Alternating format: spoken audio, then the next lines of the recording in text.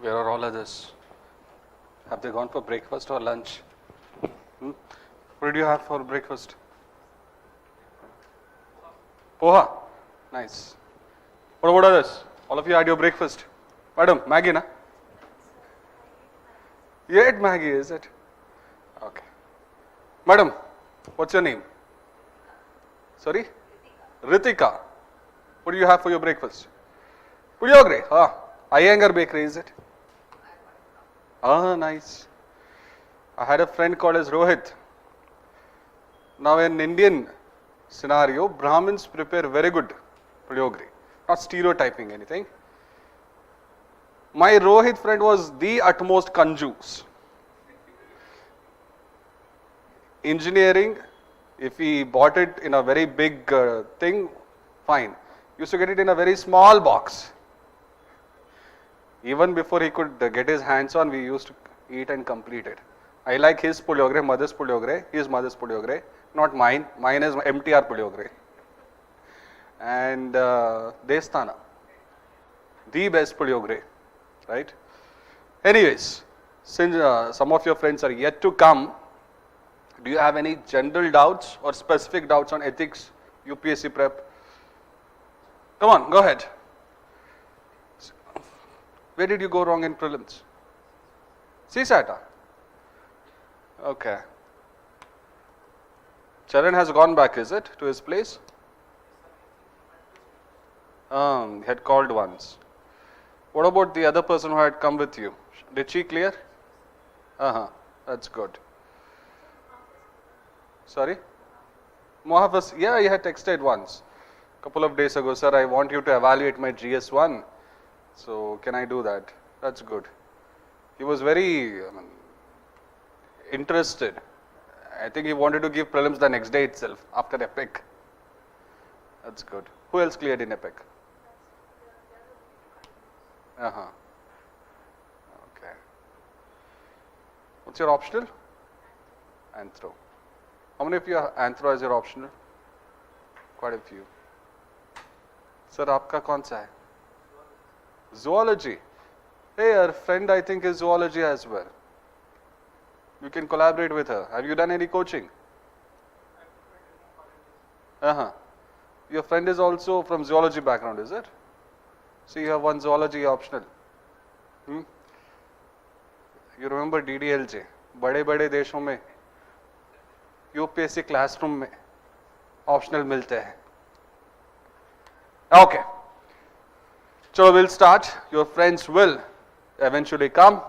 Indian Standard Time.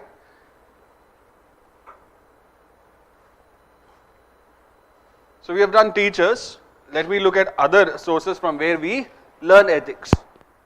Now usually when we talk about religion in the present scenario, many people think that religion does not teach you good values.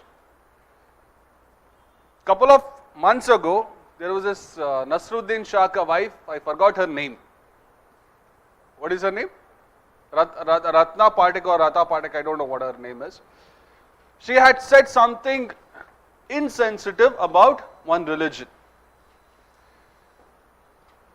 Increasingly, that trend of looking into religion in a negative light is increasing. Yes, there are bad things in every religion.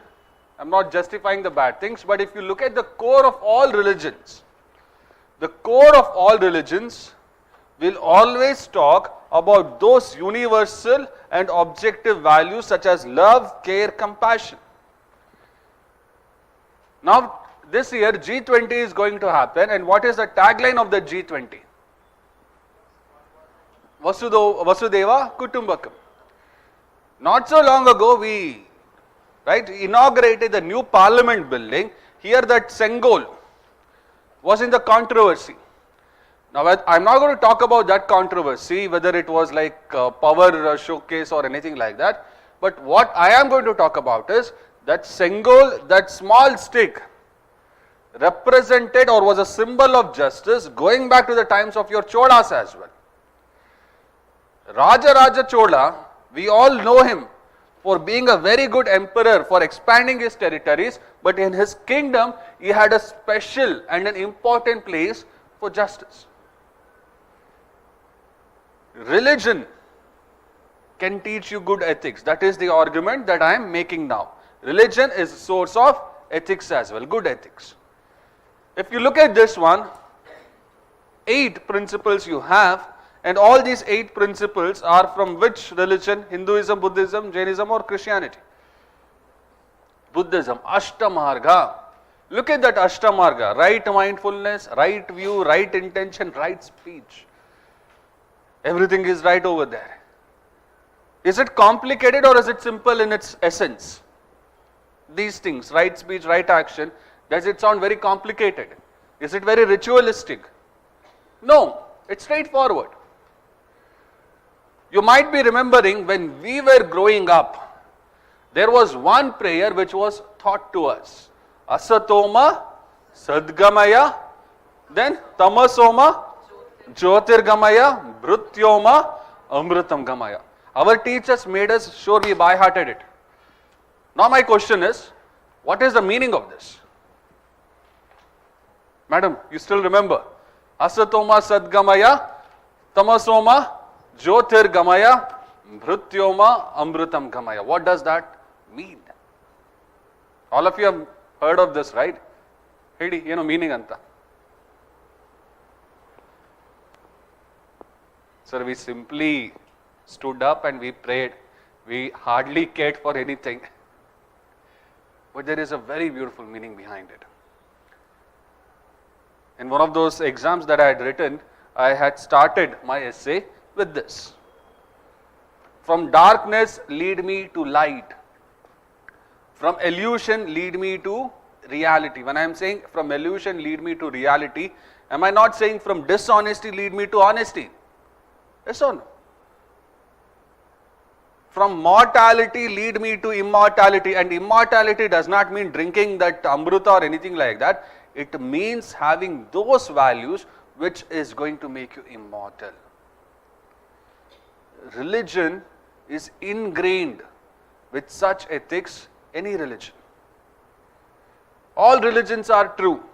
This was something which was said by Narayan Guru. All religions are true. If you look at Jainism, what does Jainism talks about? What values does Jainism talks about? Non-violence, not stealing, honesty. Is there any religion which does not talk about such core human values? Nothing of that sort. Yes or no?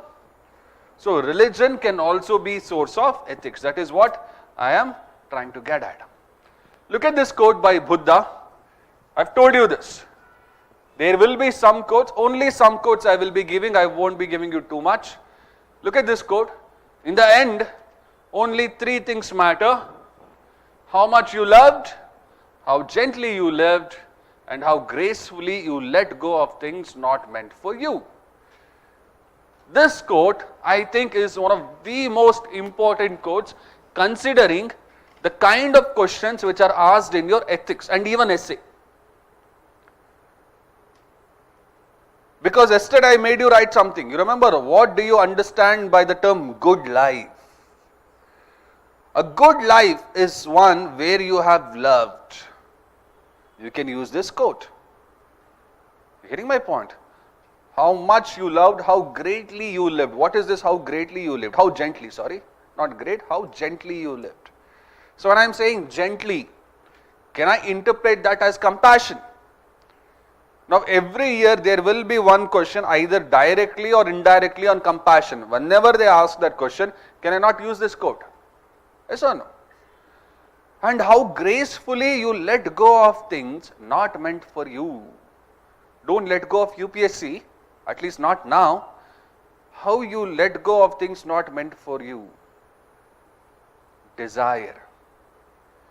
And desire based questions will be there in your essay, will be there in your ethics every year. Yes or no? Simple.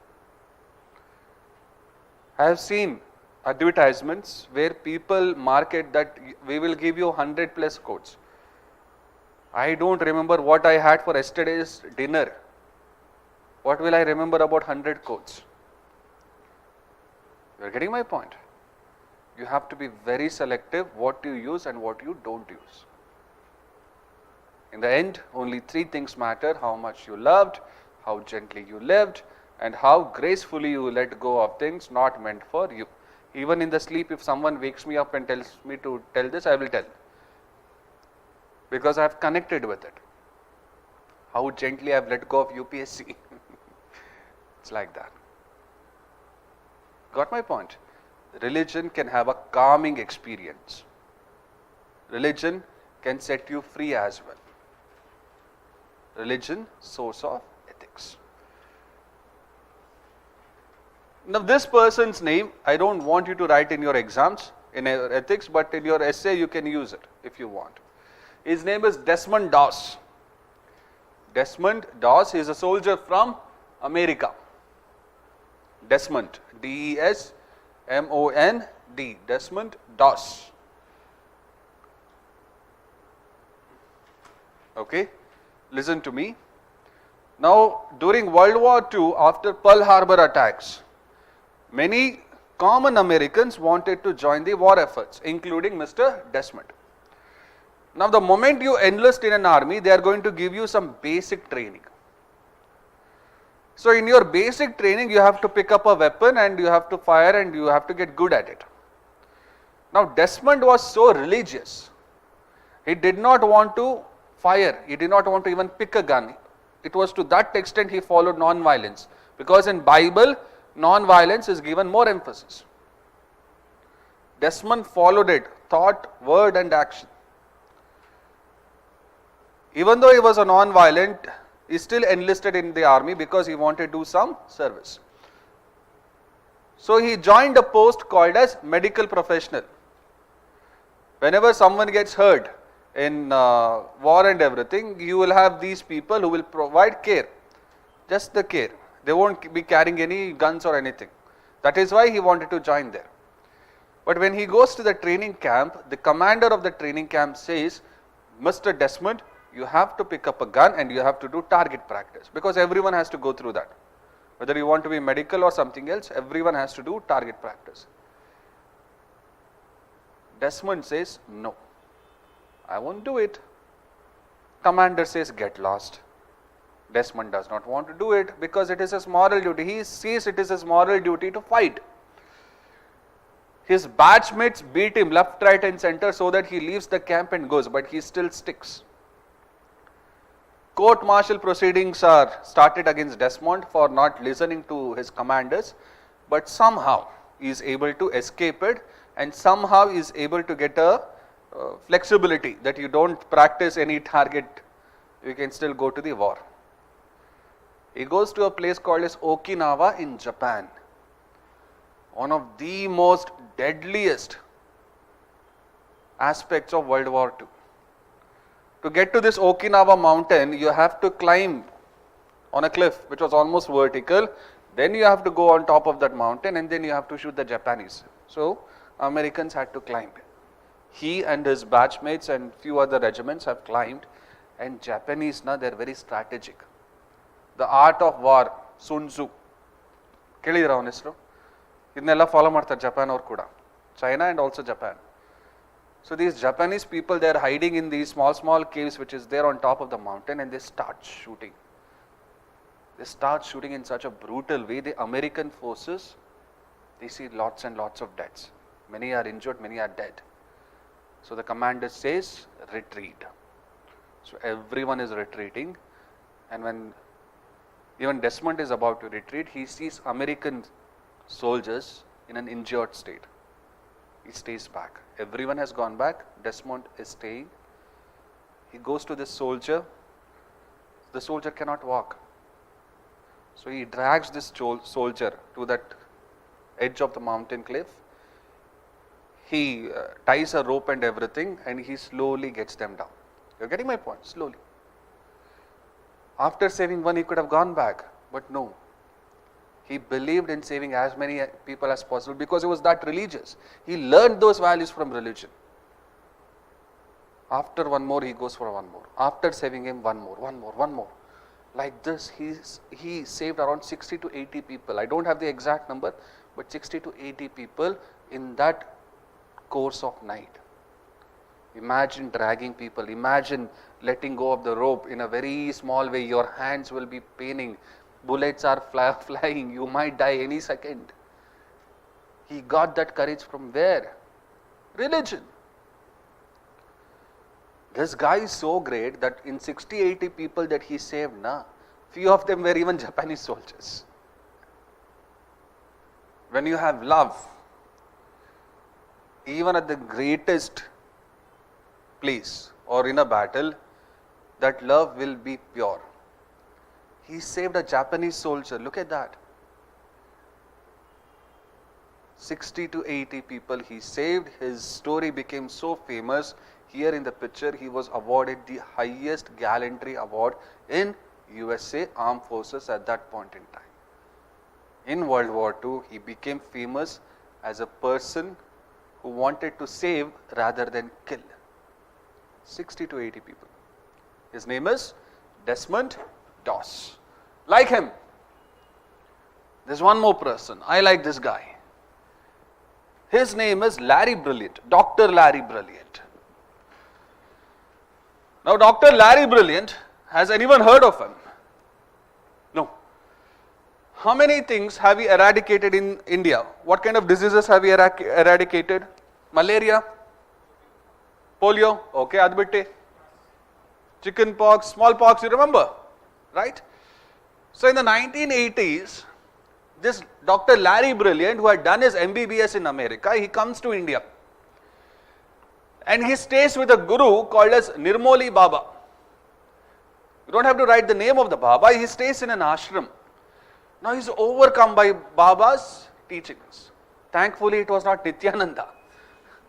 He is overcome by his teachings, and when Larry is about to leave the ashram, Baba comes to him and says, there are a lot of people who are suffering because of this smallpox and chicken pox. Please do something, you are a doctor. It is your moral duty. I don't know what happened. Larry takes that to his heart. He joins WHO, he comes back to India, he works with the government functionaries, he creates such a large, huge network that this becomes eradicated. Look at it.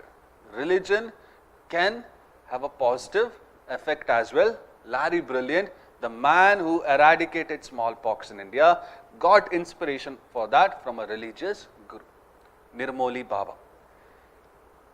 And if you want to know more about this Nirmoli Baba, he has written himself in his book.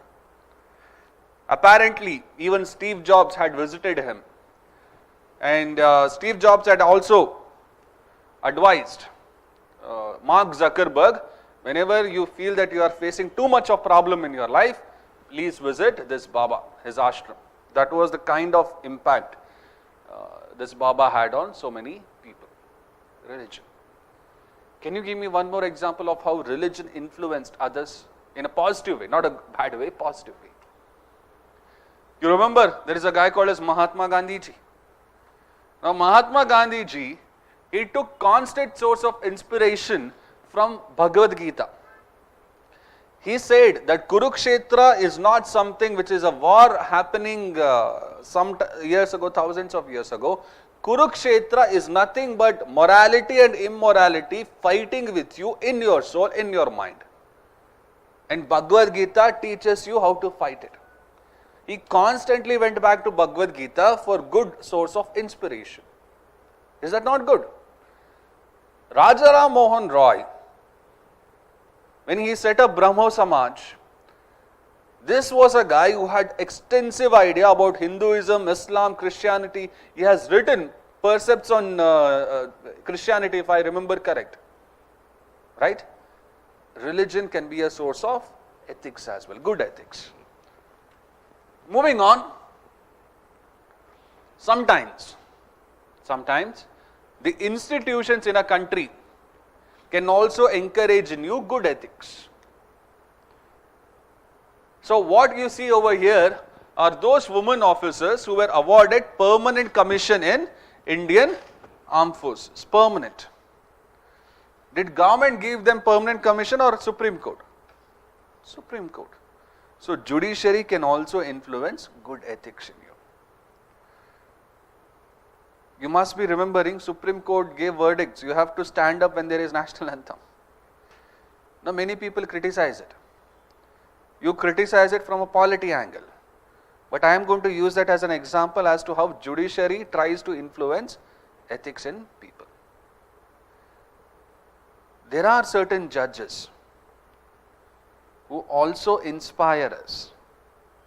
One of those judges happens to be Chief Justice Chandrachud. Some of you might already know this. For those who don't know, these are two adopted daughters of Chandrachud. He has biological kids, but over and above that, he adopted two special needs children and gave them love. Loving your own is easy. Sometimes even that is difficult, but still, loving someone completely different and not in that marriage kind of scenario, but completely different in a selfless way, that needs a lot of courage. And Chandrachud has done that. And once he did that, he did not publicize it. Market Mandila Papa. Only after he became Chief Justice, all these things started to come into the limelight. You're getting my point? Who is this guy? I know he's a judge. Do you know the name of this guy? His name is Radha Binod Pal. Write down his name. Radha Binod Pal. Radha Binod Pal. Where do you think he is from? West Bengal. See, so stereotypical she is. But in this case, it is correct. Not all stereotypes are bad. Don't get angry, madam. I made a stereotype over puliogre as well. Don't worry. So when we come to Radha Binod Pal, you might have heard of something called as Nuremberg trials. Have you heard of it? Nuremberg. Nuremberg was post World War II. Those Nazi officers were held to justice. That was at a place called as Nuremberg. Now it was not just Nazis who committed atrocities, even Japanese committed atrocities. Yes or no? You remember? So for those Japanese officers who committed atrocities, the trial was held in Tokyo.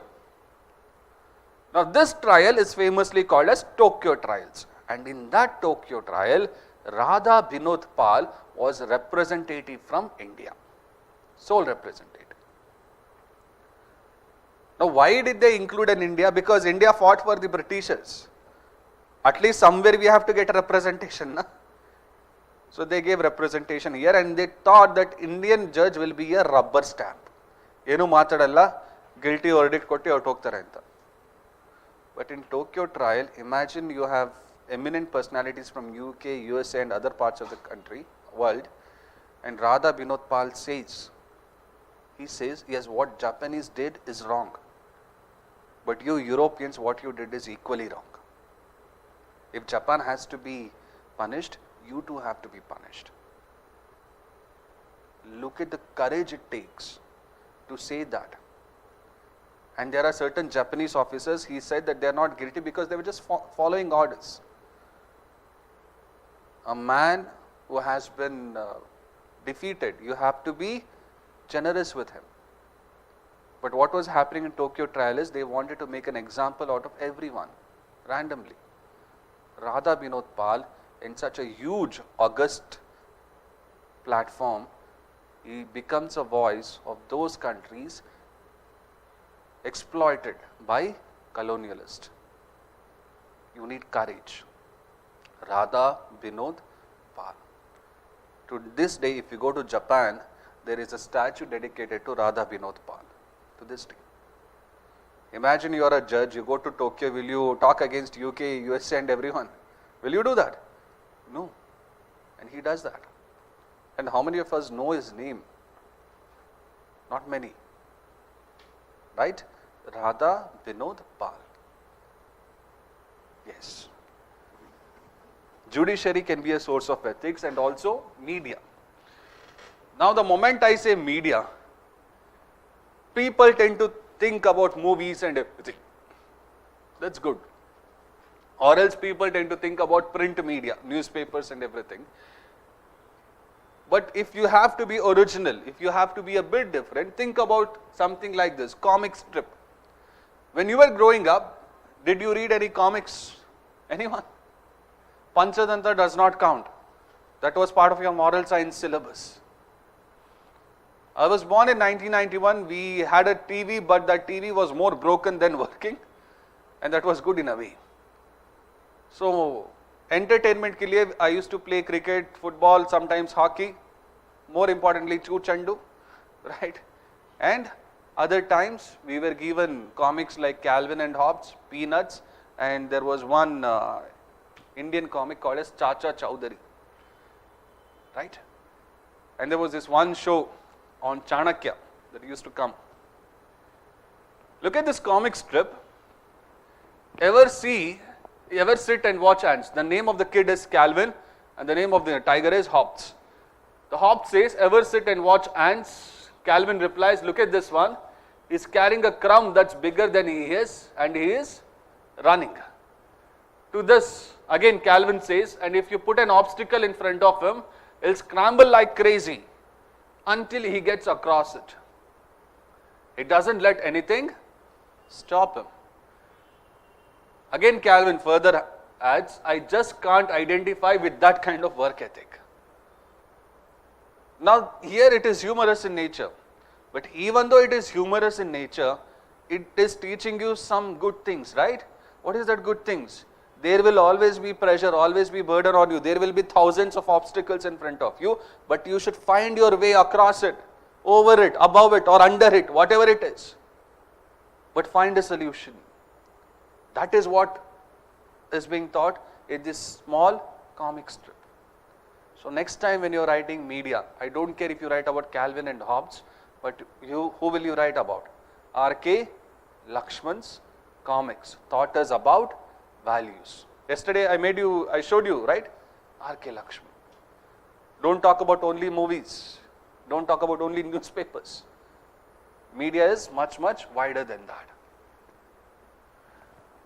Can social media teach you ethics? My question. Madam, Instagram mein hai na aap? Boliye. You don't use it, but still, does it teach you ethics? Yeah. How so? I mean, to certain topics, you have both the sides of the story. Like, usually, if some issue is happening, like I think Exam specific hona hai. There was this issue where Uh-huh. guy or a girl, I mean, of minor age, Uh-huh. they had some kind of video call or something, and the guy attempted suicide after that. He was accused of molesting the girl or something. Right. And the girl was actually, she had given a false thing. Right. It was about this chat Okay.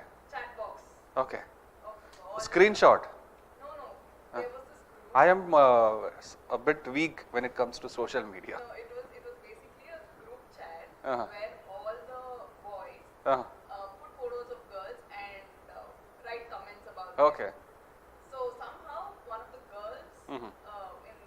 just got to know about it, and they kind of made it a big issue. I remember this was some years ago. Yeah. But madam, if you put it that into your answer na, ऐसे बन जाएगा वो. No, but I'm telling you, you get to know both the sides of the story. So You have to be very specific. Specific in the sense, Me Too movement. That's it. ALS challenge. ALS challenge, you know what it is? Ice bucket. Remember, some people like idiots used to pour ice water on their head. That is ALS challenge. Why did they do that? There is a disease called as Alzheimer's. Right? You remember Stephen Hawking. So there are certain neurotic diseases. To create awareness on that, they created ALS challenge. But the problem is, people forgot that disease and it became like a fashion. It's still okay. Me Too movement.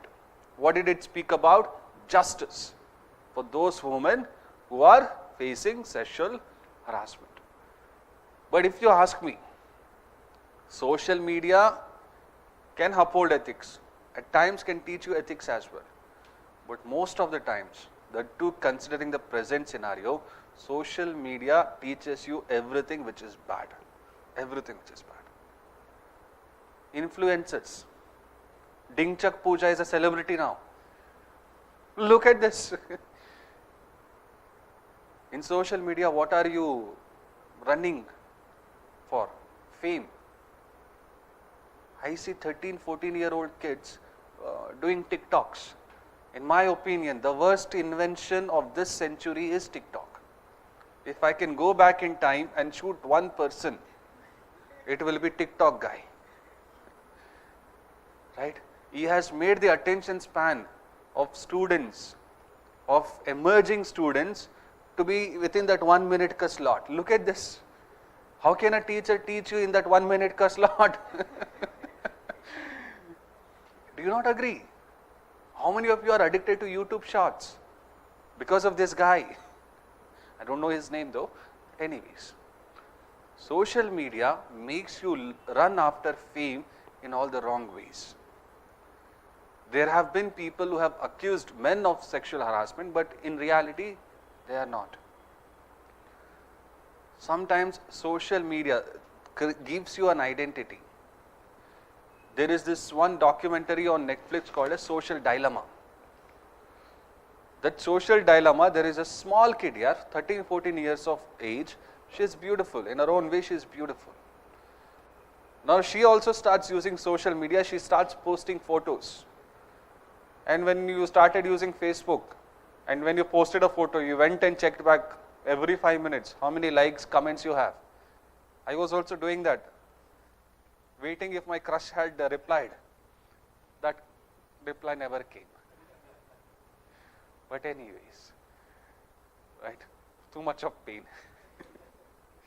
But anyways, in that, when she posted a photo, she did not get likes, and there was a very bad comment mocking her physical appearance.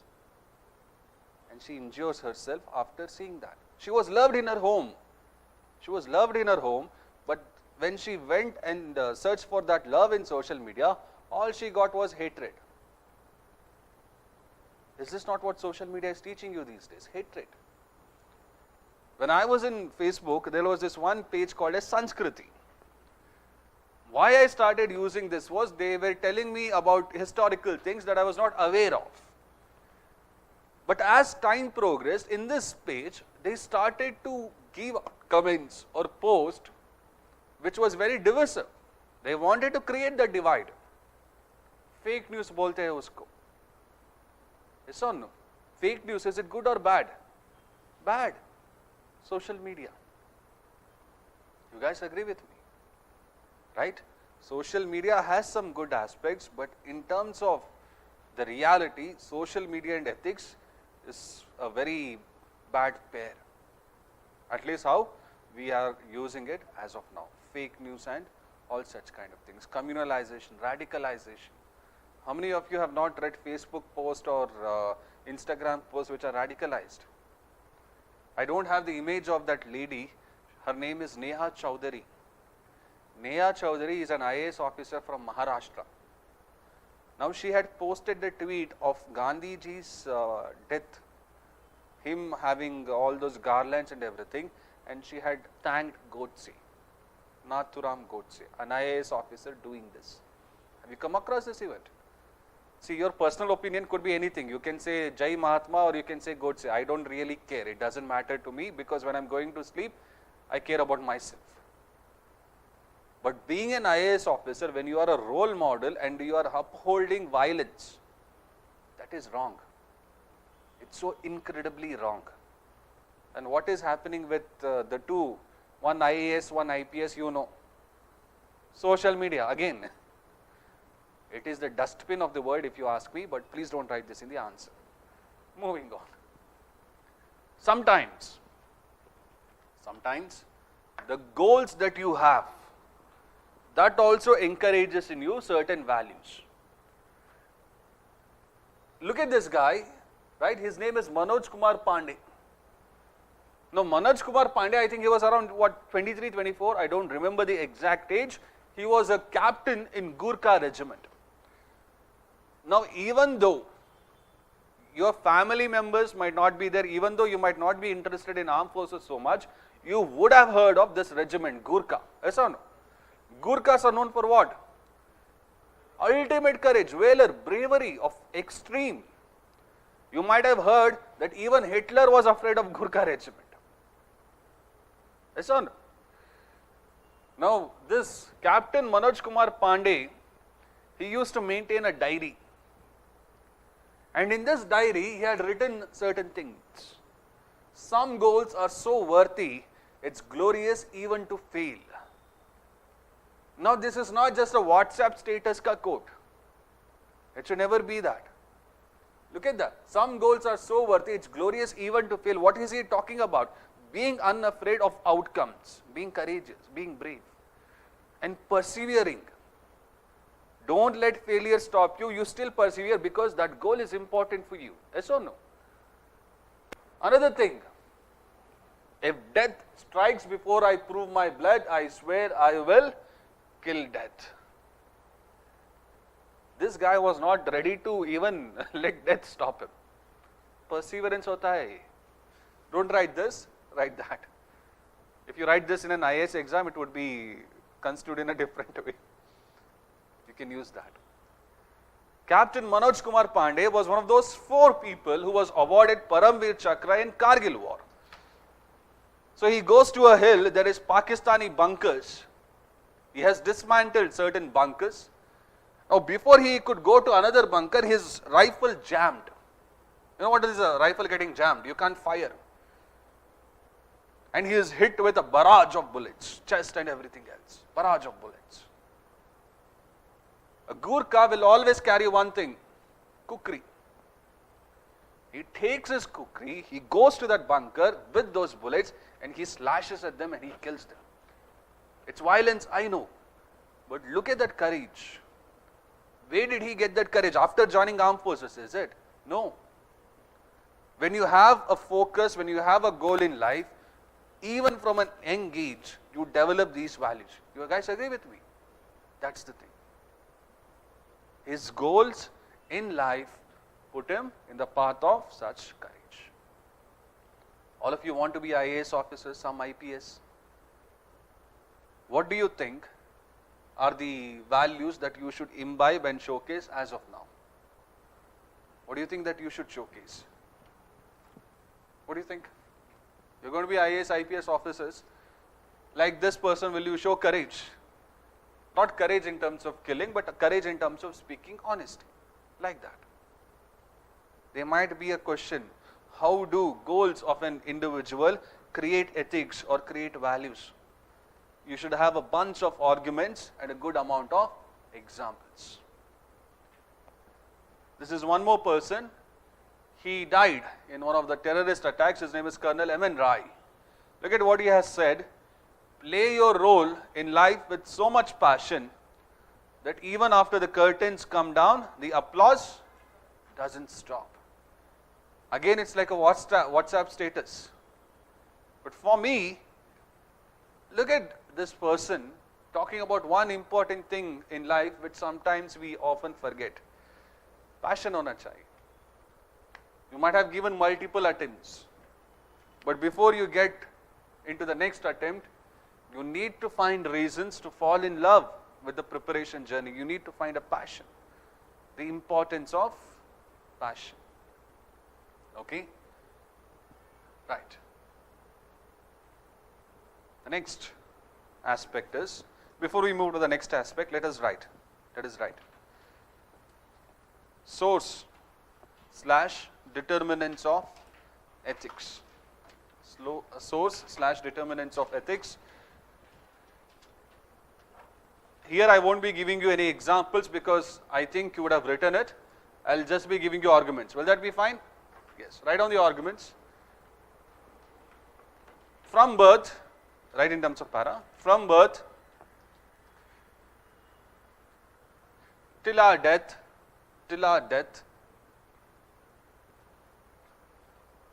our morality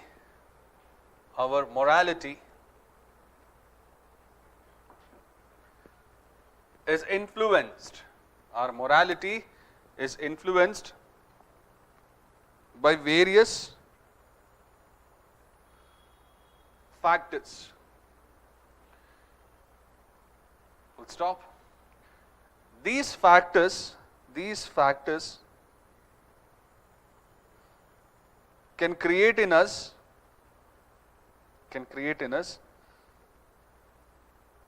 both good as well as bad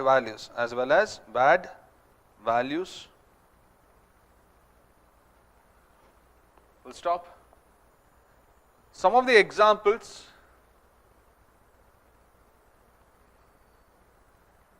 where these sources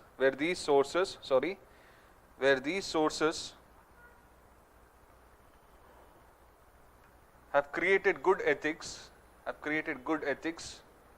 are: first one, family. Example you have already written, so I'm not going to say anything. Family. Next one is educational institutions. Any name of the president that we can use here? Any presidents or institution? Teachers? Dr. S. Radhakrishna and Abdul Kalam as well. Okay, so you have school, educational institutions. You have religion.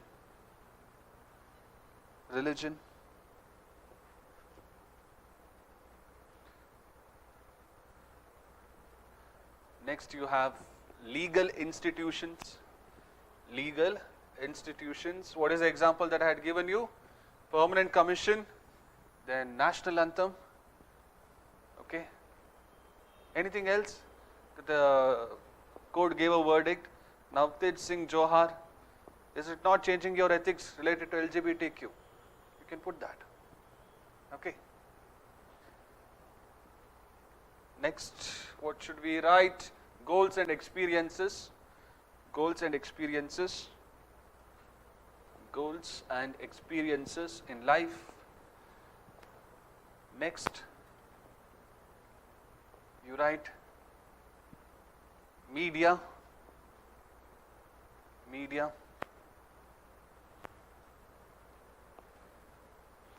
Have you read any books in your life?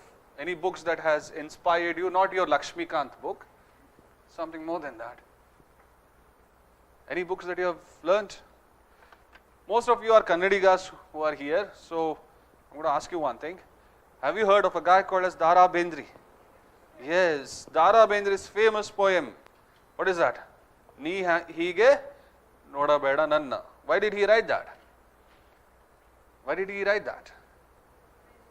When his son died, his wife blamed him for everything. In that poem, he talks about so many emotions that are given rise after a death incident, that too your son's death. Media can help you, or books can help you, poems can help you to reduce negative emotions as well. You guys agree with me? There is this whole genre of books called as self-help books.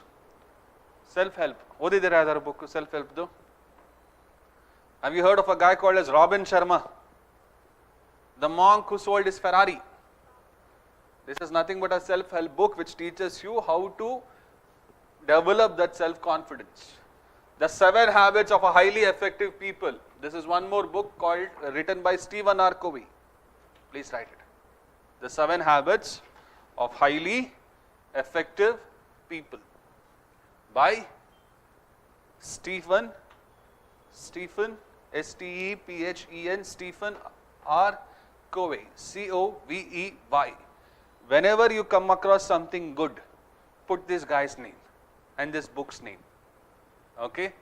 He has spoken about almost all ethics, good ethics. Stephen R. Covey. Even if you don't go back home and read that book, just read what 7 habits he has suggested. Summary you read, that's all. You'll get it on internet. Moving on. Next para you please write. Next para. These sources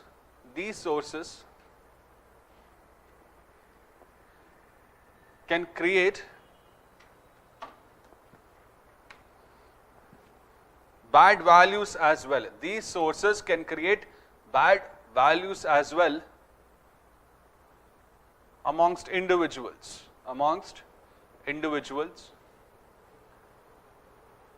Full stop. Example, Shakuni in Ramayana or Mahabharata? Mahabharata. Shakuni in Mahabharata. Where shall we put Krishna here? Good or bad? Good ethics ka, bad ethics ka? Krishna. He is bad.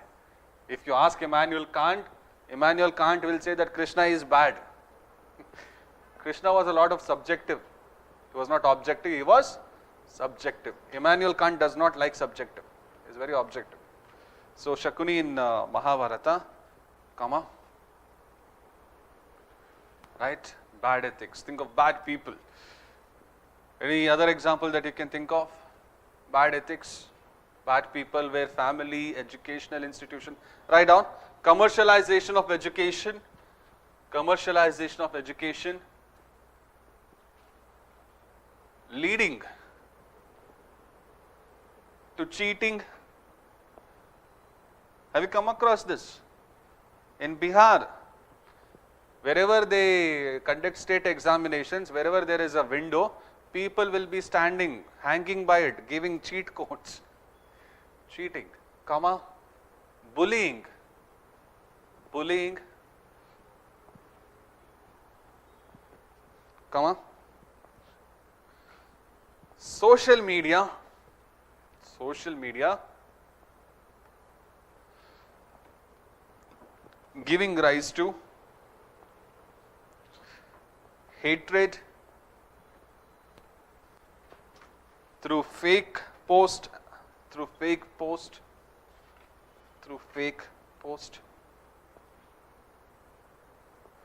comma, corporatization of media,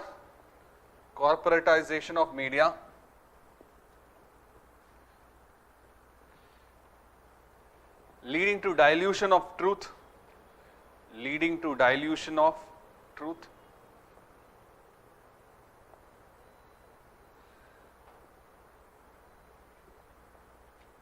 politicization of religion,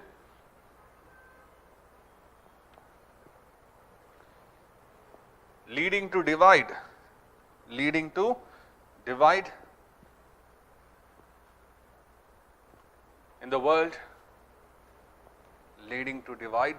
in the world,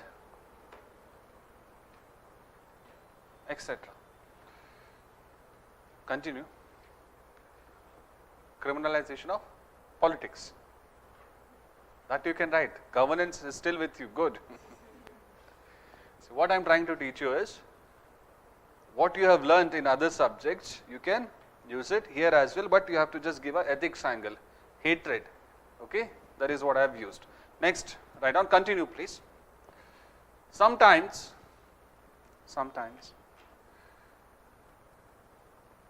experiences also create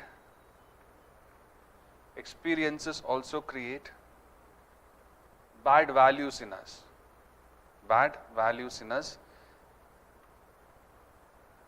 Example, stealing when one is starving.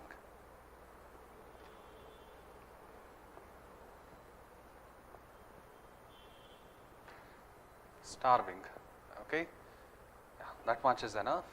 Now you give the heading free will.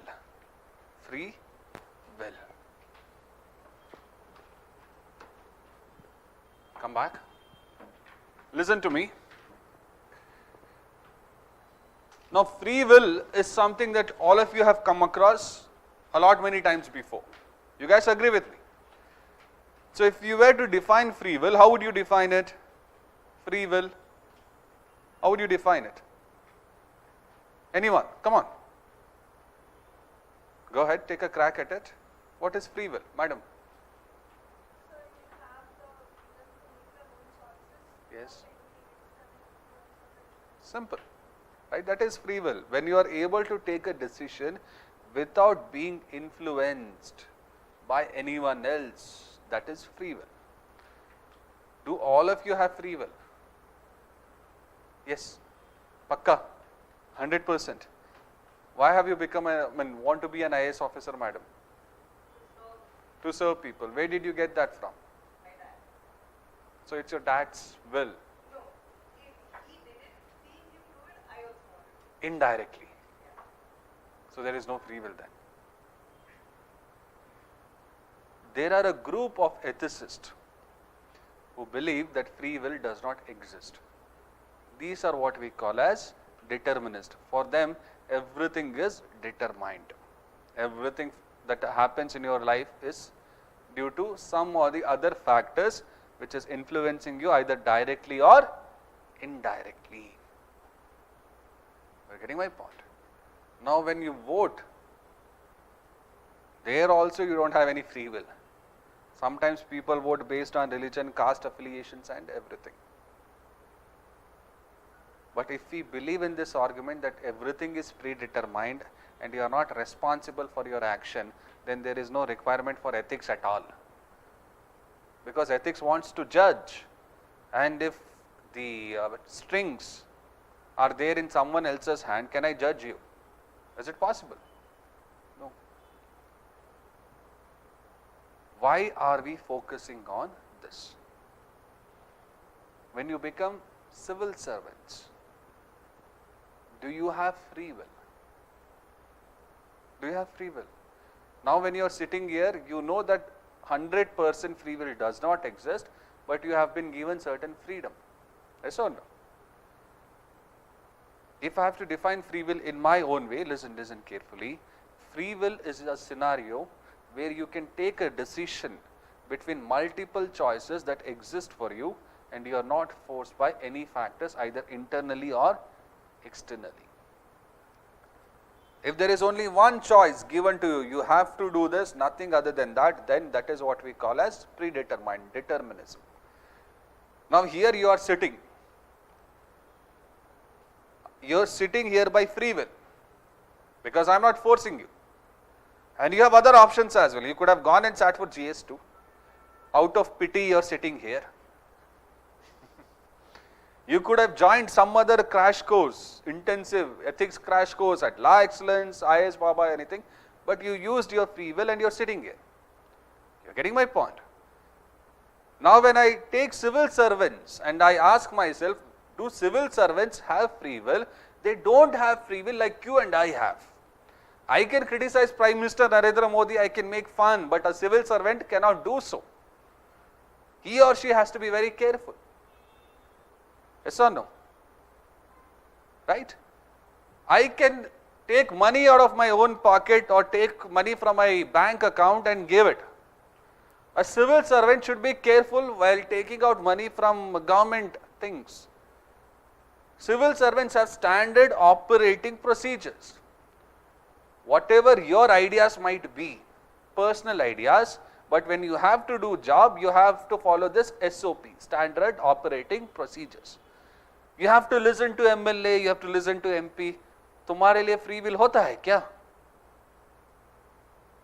Does it exist for civil servants, public servants? Does it exist? Not exactly as you and I enjoy.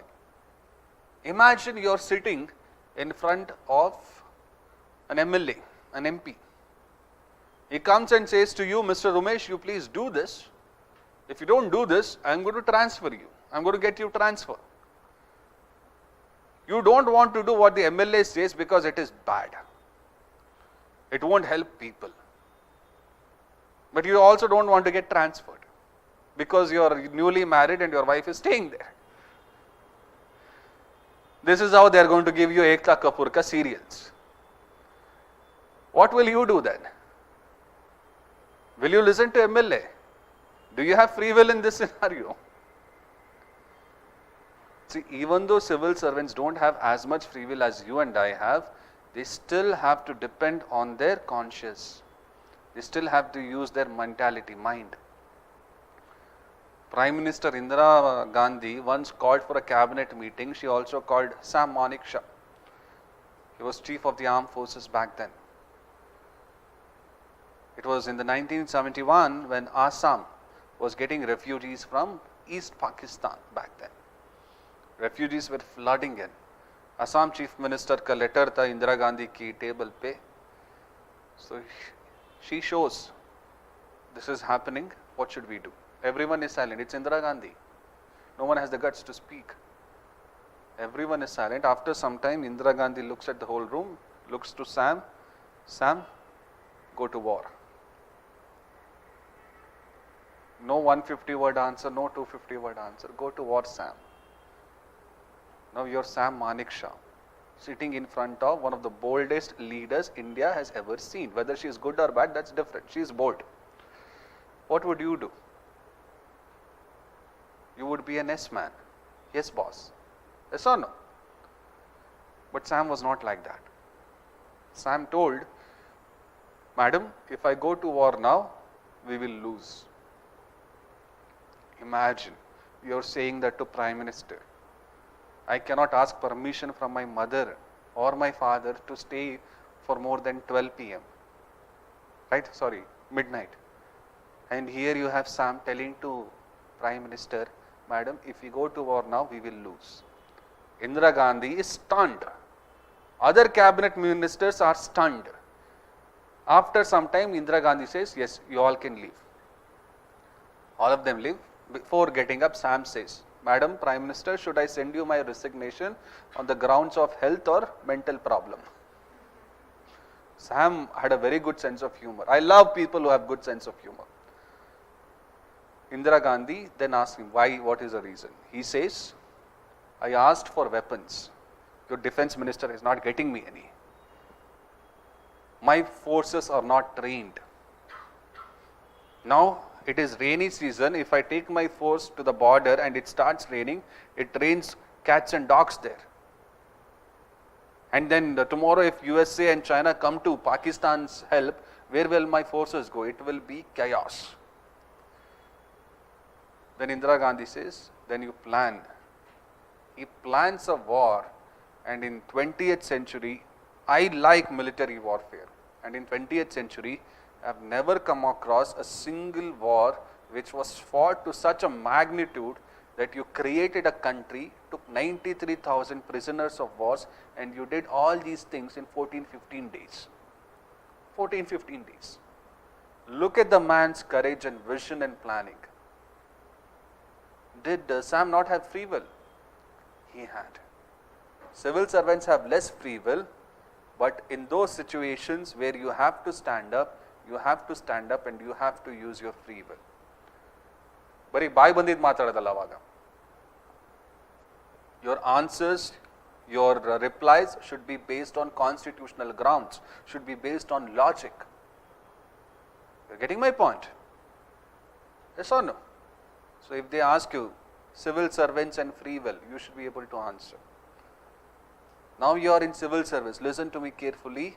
Now you are in civil service, now you have become an officer, one of your junior officers who is actually good, right? Because of some pressure or personal pressure, what she has done is, she has gone to social media and she has written a very long post about the concerned department and the concerned minister and the policy of the government. She is not an IAS officer, she is just let us say some sort of a secretary. What would you do? Would you punish her? You should punish her. You must have come across a soldier taking a mobile and shooting the facilities available. Armed forces people don't enjoy free will as we do. Yes or no? You know this. Even you don't enjoy free will as others do when you become civil servants. That is why you have to be careful what you say, what you do, both consciously as well as unconsciously. Because the moment you say something bad about the government or you do something bad from your personal perspective, people will lose trust. This Rupa and Sindhurika game happened. Nothing but Ekta Kapoor ka serial. Jote Jote Elite type serial.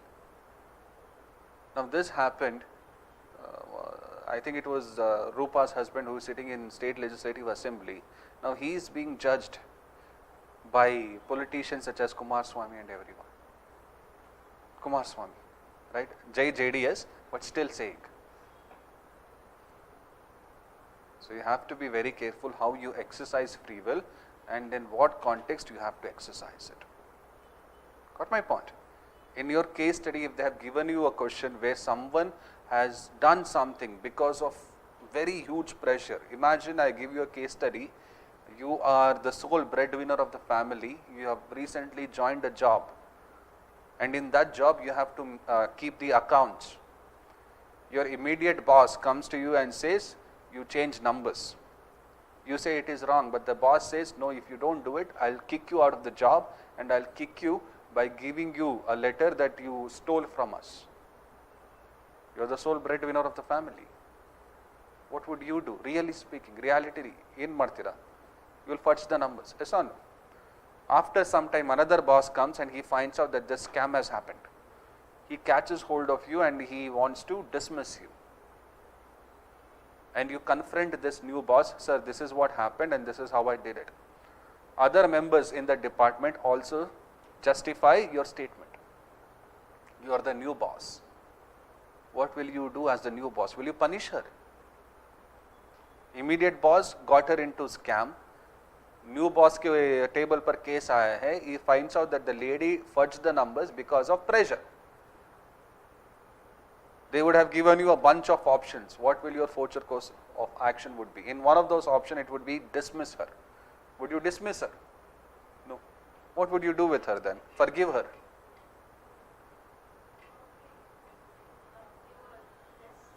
Less sentence, yes. And you also should be careful that there is no probability of anyone else fudging the numbers ever again. And also you have to make sure that you create a system in the department so that if anyone is facing pressure and interference like this, they can report to relevant authorities. Your officers, you will find solutions to the immediate problem, and you will also find solutions so that the problems will not arise in the future. Catching my point? This is important. In your case studies, this is how you have to do it. Shashank sir will talk more on it, but still, you got my point. Write down about free will. Before we write about free will, just look at this. Right? I have noticed even people who claim everything is predestined and that we can do nothing to change it, look before they cross the road. Stephen Hawking. Now, in our country, we have this attitude called as Chalta hai attitude.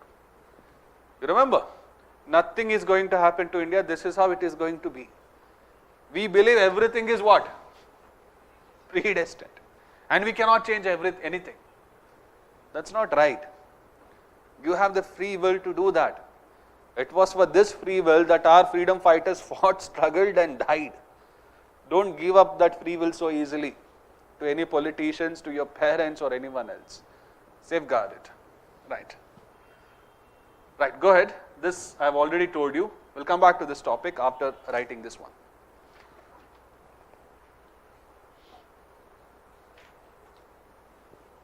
Okay, I still have time. So, free will you have written. Define free will. Free will is a scenario. Free will is a scenario where an individual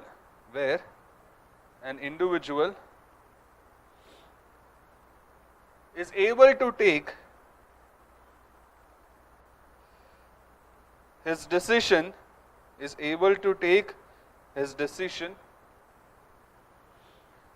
without any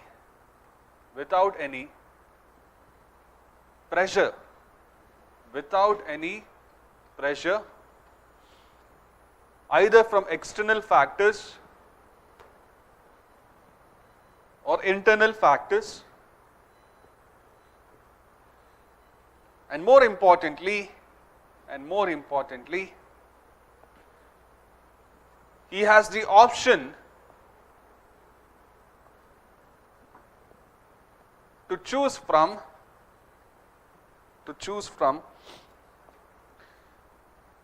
different course of actions available, and he has an option to choose from different course of actions available. Full stop. ethics comes into the picture,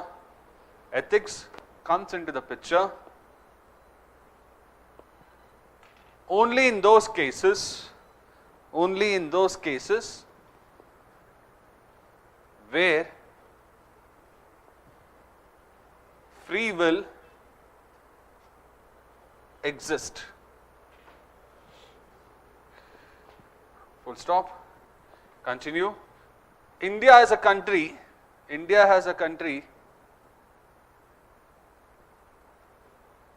has safeguarded its free will,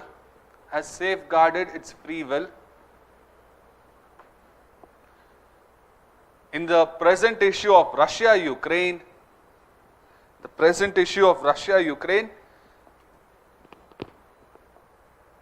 and also during Cold War.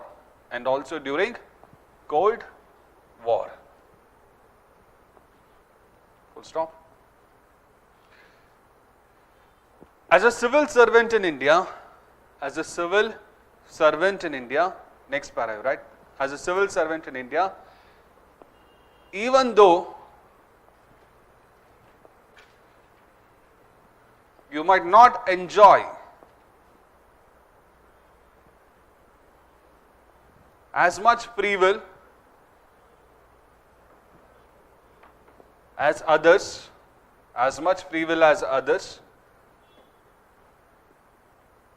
comma, you still are expected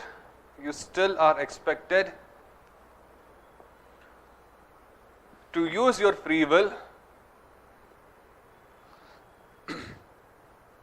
to uphold constitutional values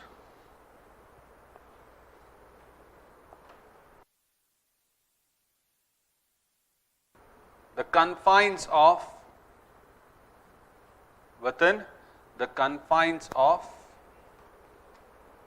constitutional boundary. Don't write boundary, within the confines of constitutional morality. Write that. Constitutional morality. Full stop. Next, give the heading ethics in public and private relationships.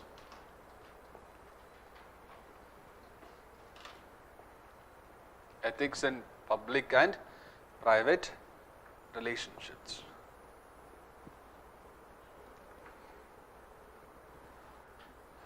Now yesterday when I was, listen now, yesterday when I was giving you an orientation into the syllabus topic, I had asked a question. Why is it that you need to focus on this topic? Why has UPSC included? So then we figured out, for you to be happy in life, you need to have a balanced mindset both in your public as well as private life. What is private relationship in this scenario? Private relationship is where you have a direct, blood relation, or you are related through marriages and other things, social customs. That is your private relationship. Now what is public relationship? Anything other than private is your public. Now when I am interacting with you, it comes in public relationship. When you interact with your brothers and sister, private. Now how you are here, what ethics you are following here might be different from what you are following in your home. You guys agree with me? There was this one dialogue which was very famous when I was growing up, Maneyalli huli vargade hili. Have you heard it? Right? In your homes, you are a lion, but outside you are a rat. That is what it means. Where are you from, madam? Both of you are from Karnataka. Karnataka? Okay. I thought you did not understand Kannada. So coming back. So usually in practical life, what we find is there are people who have different sets of codes in their private life and different set of codes in their public life. Some of the examples of this difference is this guy, what is his name? Pablo Escobar. Have you not heard of his name? Right? Now Pablo Escobar was a drug dealer. He smuggled cocaine, heroin and whatnot. Now he killed a lot many people in his public life. to safeguard his business. He was very ruthless, uncaring in public life, but the moment you look at Pablo Escobar as a father or as a husband, it was entirely different. Here he was very caring towards his kids, towards his mother, right? Towards his wife. An example of a person being ethical in private and unethical in public. Now here you have Tiger Woods. Now Tiger Woods is famous for a game. Which game is that? Golf. Has anyone played it? Golf. Don't worry, once you become officers, you will play it. It is called as a bureaucrat sport or a rich man sport. Golf. Rich man sport. There are golf courses.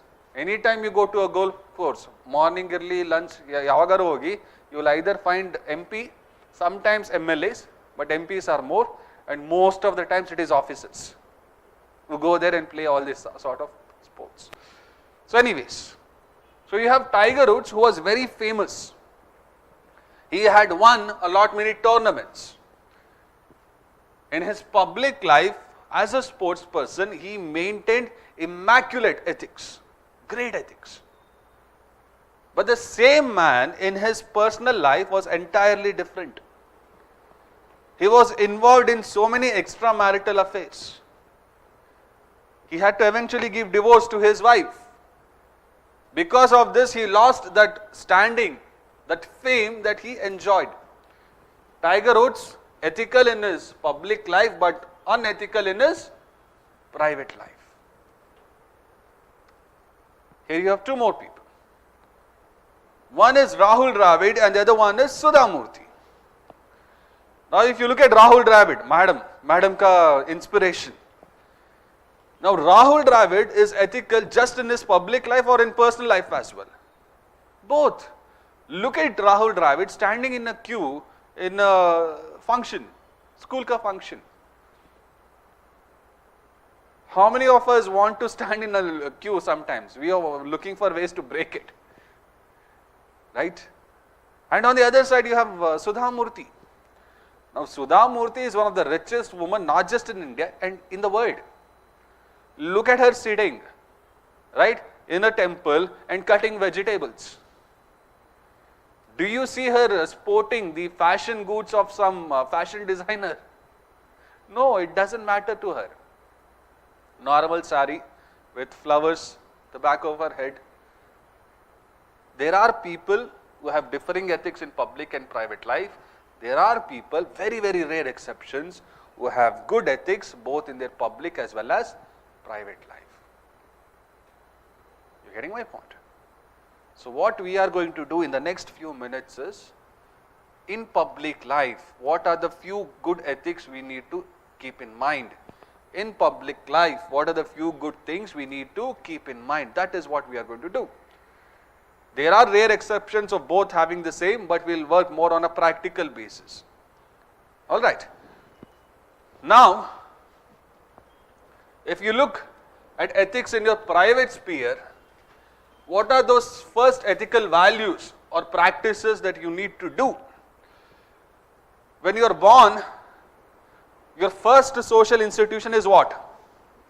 Family. The first, the foremost and the only thing important in a family is that you are loved. Yes or no? Love is the biggest ethical thing required in family. And when I say love, kya hota hai ye love? Don't give me DDLJ ka definition. What is love? It is me accepting for who I am and trying to give you support to be a better version of yourself by being there with you. Something of that sort. Love should never be conditional. 99% laoge to gadi varna chadi. 3 Idiots dialogue. Don't write the dialogue in your answer, but understand this is conditional love, yes or no? I stay nearby and at 6:30 in the evening, some of these UPSC aspirants who would be sitting in library, they would come near my home set because it has good amount of trees and everything, and have conversations. What they don't know is, in India, privacy is not there. They don't know that the person who is there in the room can overhear them. So there is a boy, there is a girl sitting. This is after prelims 2023. So the girl says, I don't think my parents will agree to get me married to you. If you had cleared prelims, it was some other thing. Your love is based on you clearing prelims. Right? What kind of life is that? Conditional love. This is wrong. That is wrong, that is, forget it. Parents are looking at their kids from a conditional perspective. You remember Tare Zameen Par? In Tare Zameen Par, you had two kids. One kid was so very good academically, and the other kid was suffering from dyslexia, but his parents did not realize it because they did not find the time to understand him. Yes or no? Oh, love nahi tha. That's why he suffered. In Indian parenting style, comparison is the worst thing to do, and that is the biggest sign of you not loving your kid the way you should. In private sphere, love should be unconditional, love should be selfless. You're getting my point? This is how you should define it. Love, an unconditional love with a selfless motive to help the other person to grow morally. That is love. And if you ask me whether Gandhiji showcased this kind of love in his private life, he though did not. His own kids hated him. His own kids. He was so stubborn. There is a book called as My Experiments with Truth. In that book he writes, one of his sons had got a book from library. It was past the due date. It is late in the evening and Mahatma Gandhiji forced him to go to the library and give back his book, and when it was raining. And you're still a small kid. Would you like your father for that? No. वो सबके लिए महात्मा था, but not for some of his kids. Because he did not love the way he was supposed to. He was trying to impose his mentality and mindset on his kids. What is the first value in your private sphere? Love. When love is not there, what is going to happen in private sphere? Tell me. When love is not there, can I say misunderstandings will happen? Can I say that you might have anxiety, depression? Or can I say that you will have inferior complex? So no. There is a topic in your UPSC syllabus called as attitude.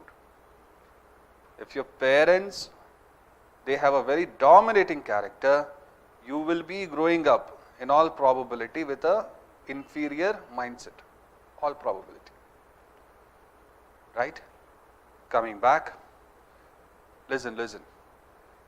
Our youths, they are getting addicted to drugs, ecstasy and whatnot.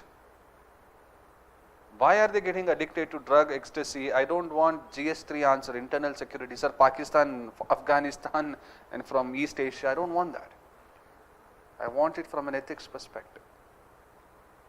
Our drugs what we are seeing, and our youths what we are seeing, they are not able to get that family satisfaction or love, and they tend to get those kind of feelings through such substances. You are an IPS officer.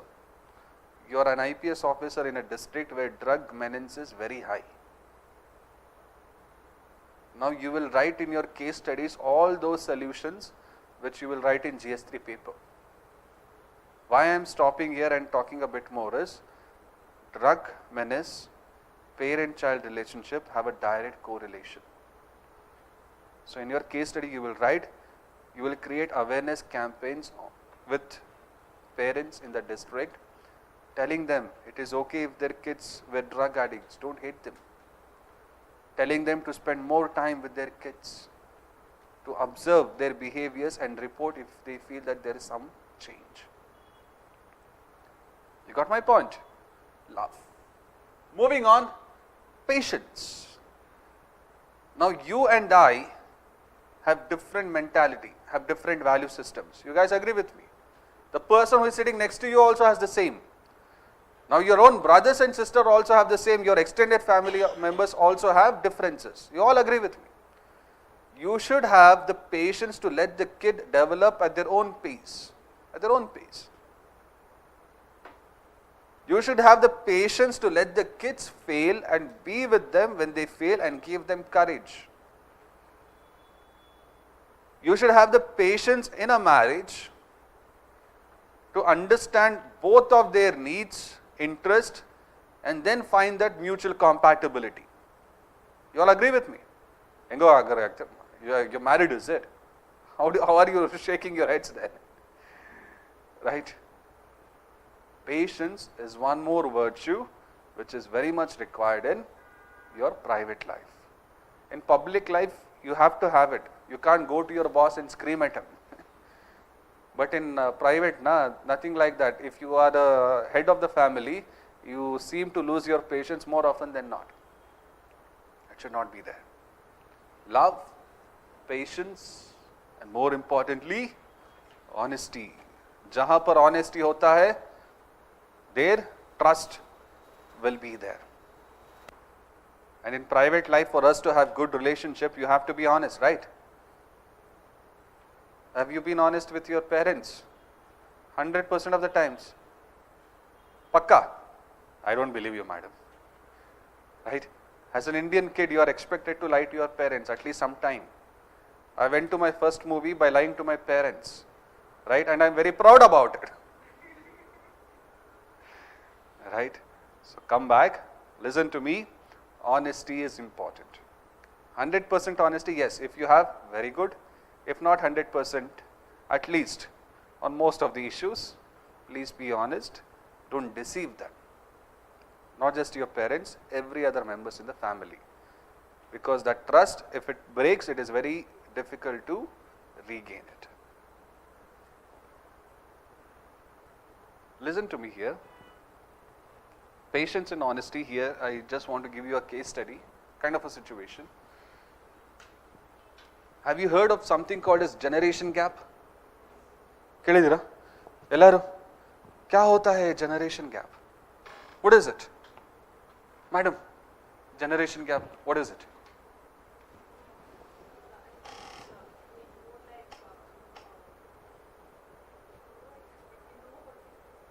How do you tell it? Using your mouth you tell it.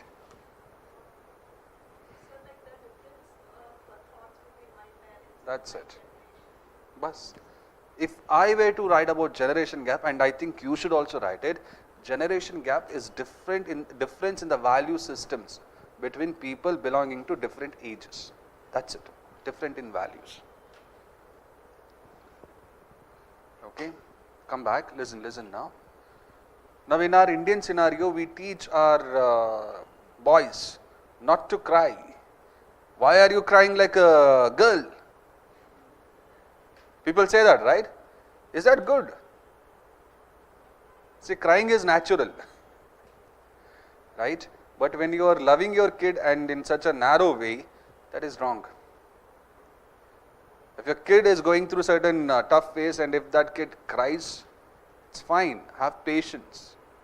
Be honest with him. That is what is missing. Okay. Because of this different set of value systems, there are many times where patience is lost and the kids are scolded left, right and center. Now scolding is fine, but when they scold, when they use words which are unloving in nature, that sits in your mind and troubles you for a very long period of time. You guys agree with me? Okay? Good. Moving on, love, patience, honesty, confidentiality. ಜಾಸ್ತಿ gossip ಮಾಡಬಾರ್ದು private ಲೈಫಲ್ಲಿ, right? Extended family members. I hate marriages. That marriage is nothing but a platform for all people to get together and gossip. Nothing more than that. Confidentiality. You should maintain the privacy, the secrecy, not just in big data, but here as well. And the power of compassion. Swami Vivekananda's compassionate quality was something that he learned from his mother. Same is the case with Dr. APJ Abdul Kalam. Now, since you are in that family, you are taught naturally that you have to love your brothers. Right? Karna Arjuna ತರ ಇರಬೇಕು ಅಂತ ಹೇಳ್ತಿರ್ತಾರೆ. But ನಾವು ಪಾಂಡವರು ಕೌರವರ ತರನೇ ಇರೋದು ಯಾವಾಗಲೂ. It's a different thing. But when you teach your kids that compassion at the initial stage, there is a probability that compassion might spill into the public sphere as well. But here, if you teach them to look after their own themselves, that will get reflected even in other sphere. Compassion breeds tolerance. Compassion breeds in a person love. Okay? Absence of compassion will make you isolated and not many meaningful relationships can happen without it. Okay? Just look at a few of the slides here. Now, Sudha Murthy and Narayan Murthy are like this ideal Indian couple. Right? Mr. Narayan Murthy did not have a proper job. Sudha Murthy had. Now, Sudha Murthy gave him 10,000 rupees. Right? Now, when we go and meet girls and girls come to meet during this marriage, right? You might have heard stories. Girls ask, is there any foreign opportunity for you? Right? So if you are in IT and everything fine, but I am a UPSC teacher, what foreign opportunity will I have? Right? Love has become transactional. Love should not be like that. When there is that mutual understanding, mutual respect, mutual love for each other, there will be success for you. The best example is Narayan Murthy and Sudha Murthy. And Mr. Narayan Murthy has still not paid the 10,000 rupees, it seems. Right? Benefits of getting married to a lady like Sudha Murthy. Moving on. Who is this guy? Siddharth Malya. Right? Now his father, a playboy, Vijay Malya. Now Vijay Malya, when he got married to his first wife, that was when Sid was conceived and he was born. Sid, in his book, if I am honest, he writes that when he was growing up, his father was not at all there in his home. So Sid thought that his father was going to work. But in reality, he had a different arrangement.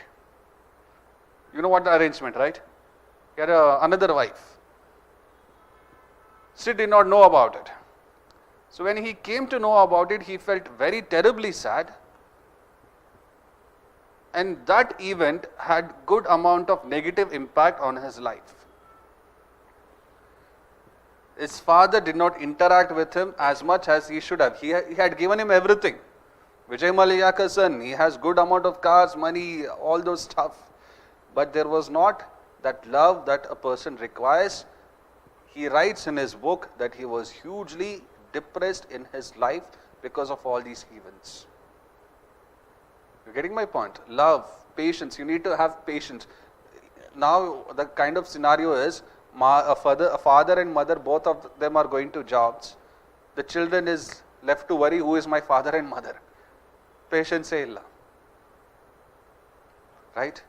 Our parents used to make time out of their schedule, right, to scold us, beat us, whatever it might be, but they wanted to spend time. Now when I go to restaurants and I see this family, father will be on the mobile, mother will be on the mobile, the kid will be on the iPad. Chota bhim nodtirate papa. What is going to happen? You're catching my point. The modern lifestyle is hampering the love and care that a child requires from his parents and his private sphere. This is what I want you to take. They will give you a question.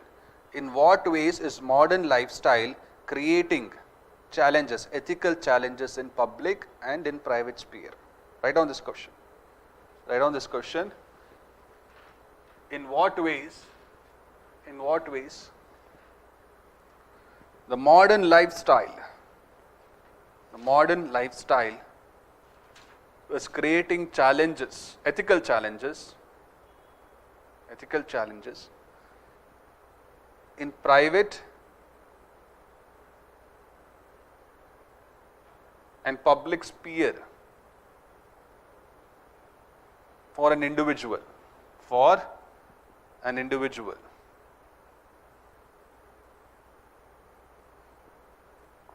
Question mark, discuss. This is for 10 marks. Listen. Now I will be telling you some challenges. Look at this.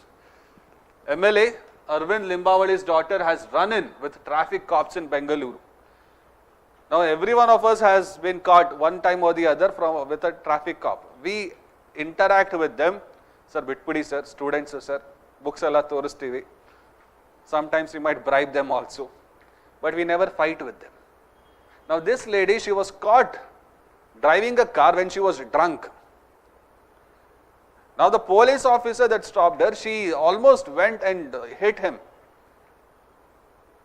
And her justification for acting that way was because she was the daughter of Arvind Limbavali. Don't write this guy's name, but you please write the sons of MLAs and MPs who act in a very privileged manner. Why do they act in such a privileged manner? Parents are not honest with them. They are just citizens. That honest thing that they have not told. You guys agree with me? Look at this. Another thing. Parents of minor girl held for honor killing in UP village. Is this not a reflection of the lack of love in Indian families? Honor killing. I told you, you have to love your kids unconditionally and help them to grow morally as well. But when parents themselves are taking such drastic step, it points to dilution of ethics in private life. Right? Come back. Do you know what game this is? Blue whale, yes, blue whale. The people who started playing blue whale were those who got anxiety and depression. Look at the person who has drafted this message. Welcome to the Blue Whale Challenge. I shall be your curator and take you on a journey like never before. I shall assign a task to you every day. Something fun and adventurous like slashing parts of your body, watching a horror movie, killing an animal, or waking up at an unearthly hour. I will need picture proof of you completing a task that I have assigned to you. Don't even think of photoshopping or faking it. If I catch hold of this guy, Taliban justice, even though I am in a democracy. Look at the way he has drafted this message. He or she, I don't know. I told you this, when we stop caring, when we don't have compassion, when we don't love, when we don't have patience, things like this happen. When I was growing up, there was this one incident that happened in Bangalore. Anyone here from Bangalore? No one? Okay. So in Bangalore what happened, there was this 10th or 11th standard kid. She was addicted to drugs. She used to inject intravenous drugs antella karitare. Gotta? Do you know? No. Thankfully, good then. Her parents caught her. And her parents, instead of taking her to a counselor, to a psychologist or a psychiatrist to deal with that, what they did was they put her in a room, locked the door. Now please remember, once you get addicted to something, it can be anything, drugs agirbodu, YouTube agirbodu, UPSC agirbodu, anything. It is very difficult to withdraw from it. You go through something called as withdrawal pain. Now she is in a room and there is so much of pain that she is not able to deal with, she just cuts her wrist and she passes away. 11th standard, unnecessary death. Why? The parents did not have patience. The parents will only love you if you meet some social limits. That's wrong. All those things have gone out. Another story, 4th standard guy goes to school. His teacher scolds him. What he does? He sets himself on fire. Fire. 4th standard kid. I did not want to become a doctor because I was afraid of blood. And here you have a guy who has the courage to put himself on fire. Why? He is not able to love himself even when he is failing. Have you heard of B.G. Pranish? A very famous comedian. I love that guy. He has not done any extraordinary degrees, but when he speaks full of clarity, morality. He says that his parents did not care about his degrees or anything. They just care whether they enjoyed his life. When he failed, his parents did not scold him like what parents do now. You are getting my point. Every year after 10th standard exams, that too SLC, our state exam, I see people committing suicides. I wish I could go to them and tell them that whatever they have scored is just a number on a marks card. It doesn't matter. Why are they doing it? Parents are pressurizing. Love being conditional to your marks. Not all parents do it, but some definitely do. I see parents sending their kids to this damn idiotic shows. Dance India Dance and that. Small kids. And they're dancing for all these cabaret songs. Or what is that cabaret song in Kannada famous? Rodigile Radhika. Small kid. You're getting my point. You might laugh at this. But reality shows, and how parents are forcing their kids, is it love? Do you think it is? Answer me, na? Yes or no? No. You can use this in your answer paper, but how you should use it? The reality-based TV programs are having an impact on ethical upbringing of the kids. Like that. Right? Anxiety and depression, that is what I told you about. Now, when we look at ethics in public sphere, what are the values that you need to have? First and foremost is respect. See, we are living in a country where each of us are differentiated or identified by so many different factors. Some people identify me by my profession, by my degree, by my religion, by my caste, and the list goes on. You might respect my religion, you might respect my caste, but you might not respect my profession. This is how inequality gets created. You guys agree with me? When you are living in a country with so much of diversity, there will be differences, and these differences have to be tolerated, have to be respected, so that the country can grow in a positive, good direction. If not, there will be communalism, there will be regionalism. There is something called as dignity of labor. Have you come across it? Dignity of labor. Every job has its own place. There is no higher or lower. There is no hierarchy. If you go to USA, the president of USA might sit next to a truck driver and have a beer. In our country, it is entirely different. You are not even supposed to touch the municipal worker. You are getting my point? Dignity of labor is not there. Why is it not there? Because we have selective respect for some professions and jobs and not for everything else. In public sphere, teach respect. If you go to Japanese schools, the first thing that comes to your mind when I say Japanese school is what? They are made to clean the toilets. They are made to do that hard work, physical work. Yes or no? Why are they made to do that? Because they have some respect for this kind of activities. They are pushing in them the ethical value of or ethical practice of dignity of labor.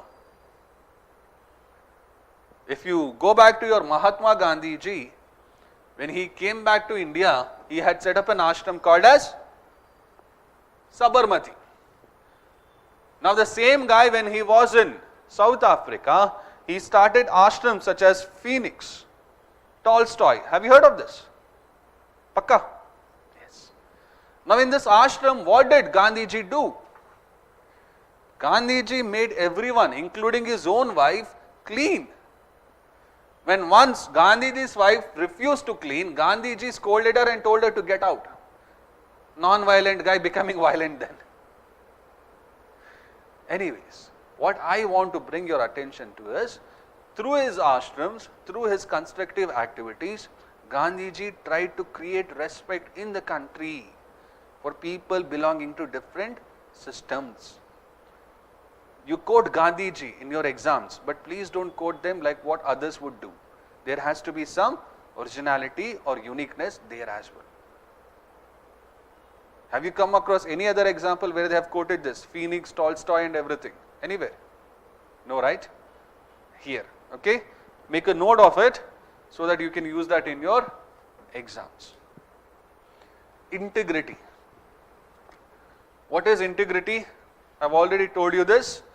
Even when no one is watching you, what are you doing? The right thing or the bad thing? Right thing, yes.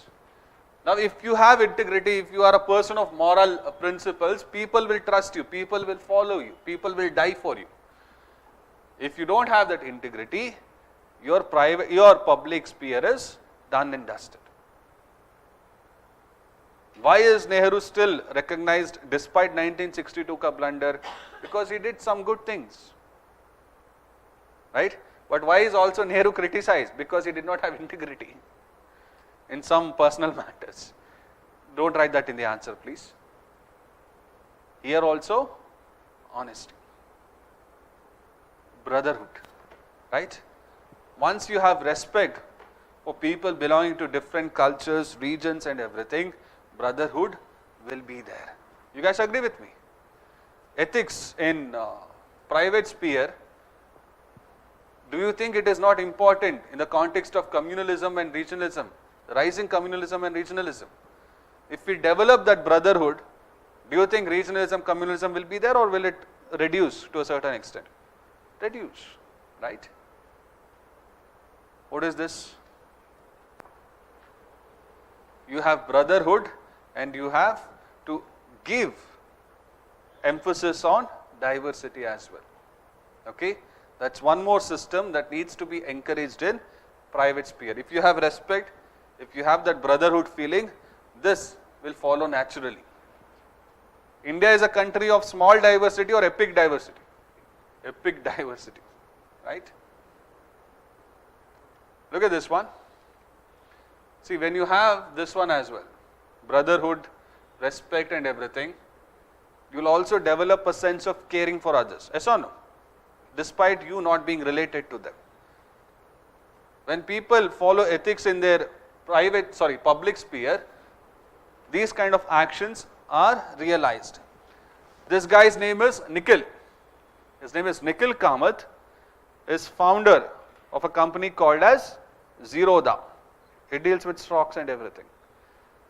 He has made a pledge that he is going to give 50% of his wealth to others. 50%. Why has he done that? Respect, brotherhood, caring. Yes or no? Zerodha. Okay? Nikhil Kamath. When people are ethical in their public sphere, you see Padma awardees like this. What is his name? Hajjabba. Selling oranges on the road, and from this money he has built a school. Trust me, even when you become an IAS officer, the quantum of goodness that he has created and the quantum that you might create, there will be a huge gap, and in his favor. He is meeting the president, and this is where his humility comes into the picture. Is he meeting with flashy clothes, designer clothes? He is not even wearing shoes. Humility matters, okay? I want you to write real practical things like this. When you have caring, compassion, not just for your family members, for others, organ donation will be high or will be less?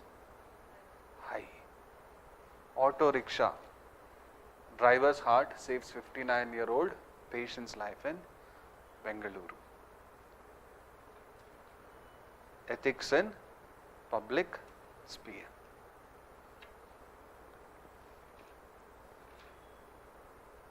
Any idea who this guy is? He's not Nehru's father, don't worry. Have you seen Motilal Nehru? Image? Okay, good. Who is this person? Any idea?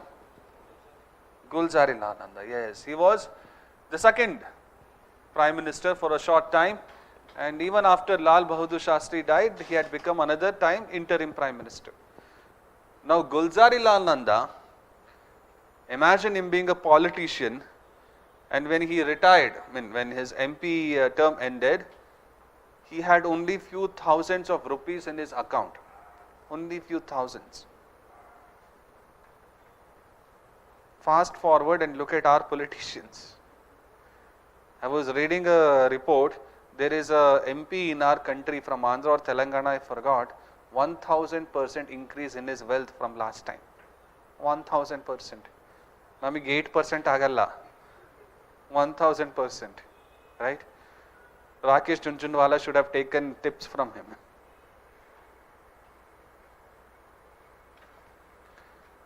This guy, okay, have you come across this person? Look at this image, don't come to this. Look at this image. What do you think his job is? Any idea what his job is? He is a what? Scientist. What is his job? Just look at this. What could have been his job? Tell me. No one knows who this guy is? Subramaniam Iyer. Parameshwaran Iyer, his name is that. Come back. Have you come across this name Parameshwaran? He recently became Niti Aayog ka CEO. Now when he went to this place, he was cabinet secretary in the Ministry of Housing, not housing, rural development, I forgot. Water probably. So he goes there, and in that region they were explaining about Swachh Bharat mission and how you need to segregate waste in a non-hazardous and completely friendly manner. This was happening. You have cabinet secretary, one of the topmost IAS officers in our country in that campaign, and one villager asked a doubt, is it really safe? Cabinet secretary level ka IAS officer gets into that waste ka pit and he cleans it himself without wearing any gloves and anything, trying to showcase that there is nothing wrong or hazardous about this method. Parameshwaran Iyer. Did he have respect? Right? Dignity of labor. Imagine you have gone to a place, you are the topmost IAS officer, you are doing this thing. What will the others do? Get inspired by you or irritated by you? Inspired. Ethics in private sphere. This guy has written a book, and the name of that book is Method in Madness. He talks about a lot many important policy formulations and implementations in our country. In case if you ever are interested to read a book, please read this. It's a must read book. Method in Madness. It was in 2021 when it was released. Have you read any books written by policymakers in our country? No. Lakshmikant Saka madam. Please read. There you will get a lot more insights than your standard sources. One more person who showcased very good great ethics in his private sphere, public sphere, was R.K. Kao. Okay, this guy, he was the one who founded an agency called as RAW, Research and Analysis Wing. Now, listen carefully. R.K. Kao was very close to Indira Gandhi. After he set up RAW in the 1970s, what did Indira Gandhi do? She went for emergency, imposed emergency. She removed emergency, elections were done, and who won in those elections? Janata Party. Now, Janata Party won and it came to power and it wanted to eliminate all those officers who had supported Indira. They filed cases, they conducted inquiry on Ra because they believed it was Ra who helped Indira in spying on them. Mr. R.K. Kav knew that this was going to happen and he resigned. Even after his resignation, even after so many committees went through Ra's actions during emergency, not even a single iota of evidence was found against R.K. Kav. Not a single iota of evidence.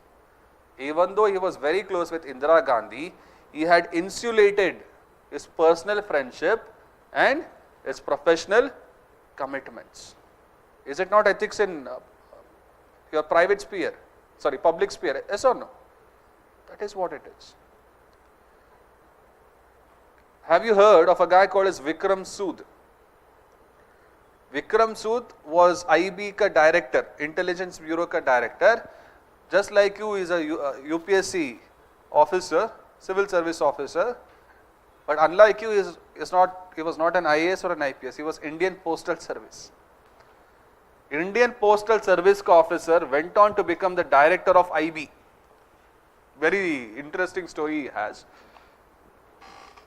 But what you have to know is there is an event where Vikram Sood, when he was IB ka director, is to be headed the chief guest, and then you have R.K. Kav. Due to some professional commitments, Vikram Sood could not come on time. So most of the other dignitaries felt disrespected and they left. Mr. R.K. Kav, the guy who founded Ra, the guy who molded Vikram Sood, was still there in that event waiting for him. Mr. Vikram himself felt bad when he asked R.K. Kav, why did you do this? Your office demands a certain respect and I was here for that purpose. In 20th century, as per an Israeli spy, a foreign spy, R.K. Kav was said to be one of the most fiercest intelligence officers in the world, the most. Till today, what you have are his official photos. In his personal life, there is only one photo that you can find. Look at to the extent he was anonymous. You know what is anonymous? Not being in the public limelight. And you have the present set of officers. Tina Dabi, she wears a new type of sari and it is a news. IAS officers are becoming celebrities, opening up YouTube channels, right? I am not going to say that it is right or wrong, but I am going to say based on historical aspects that somewhere down the line that anonymity will compromise the flexibility and freedom you have in your public sphere. So no, anonymity, is it important for a civil servant? Very much. Okay. Why people have different ethics in public and private sphere? What could be the reason? It could be one, cultural. So you are very good working in your public sphere, but the moment you come to private sphere, you have grown up in a patriarchal mindset. You showcase those patriarchal tendencies. Got my point? Cultural. The other thing is perception of what one's roles and responsibilities are. Now, if you are working in an office, you are a team leader, you need to talk, you need to engage, you need to be connected. But in your home, you are not the eldest son, you are the youngest one. So you give all the responsibilities to the eldest son and you say, Nan kelsa mugita. What you think are your roles and responsibilities, that also determines why you have differing set of ethics. Peer pressure. What is peer pressure? Akka pakka kutordu pressure. Now if you are, I ask you what your opinions are Sometimes you might have a differing opinion, but still you raise your hand. Why? Peer pressure. Sometimes in your private sphere, you have taught your kids, don't drink, don't smoke, but when you go out with your colleagues, right, you go to a very posh building, you have good many officers and everyone present there, all of them are drinking. If you don't drink, you can't be part of some interesting conversations. So what do? 5 ml, 10 ml, peer pressure. Next, goals and aspirations in public sphere. Now I want to become cabinet secretary, I want to become chief minister, I want to become prime minister. So you tend to show differing sets of values, what you might have compared to your private sphere. And finally, perception of punishment. Why do we fear our parents? Why did we fear our parents? Punishment. In outside world, you can get punished, but you can also get away easily. MLA's Arvind Limbawali's daughter, there was no punishment for her ever in her life. That is why she had that ethical challenge that she faced. You got my point? There is not going to be a question on why we have a differing sets, but in case if they have, I have given you 5 points. Practically speaking, it's okay if you have 2 sets. It's fine, it's okay. If you have 1, very ideal. Even if you have 2 sets, please make sure that even in these 2 sets, you are very humane in nature. You don't showcase any bad values. If you showcase this humane nature in both your private and public sphere, the probability is that you will be having one of the most happiest life. Yes or no? Look at Sudha Murthy's children. One is one of the richest women on this planet, right? She is the wife of UK Prime Minister, but even apart from being the wife of UK Prime Minister, she has an identity of her own. And his son, how many of you know his son's name? How many of you have seen his son appearing in news on a daily basis? No, right? And even when he appears, it is because of some work that he has done. When you give good ethics, the probability is it gets reflected in your children as well. And when you give good ethics in your private sphere, that gets reflected in public sphere.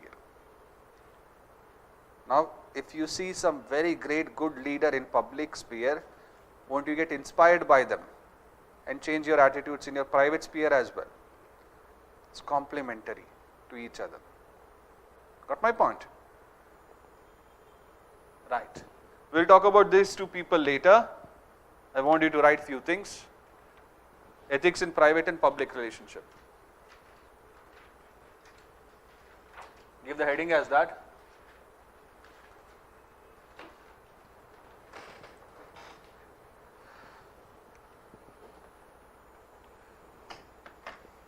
A private relationship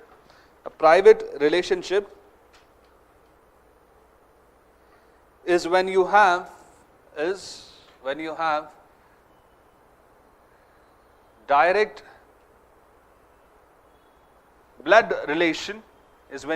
direct blood relation, or are related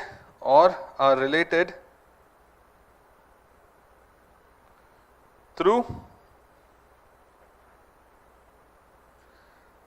some social customs, or are related through some social customs such as marriage,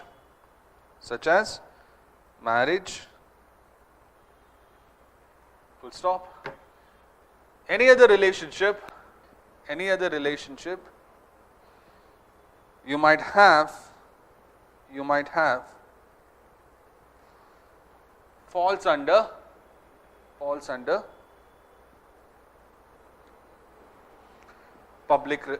public relationship, falls under public relationship. Next para, you please write.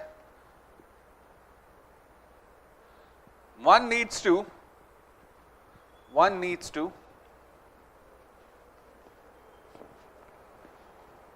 have good ethics. One needs to have good ethics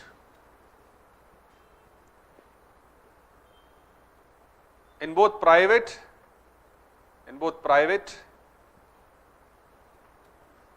as well as public life,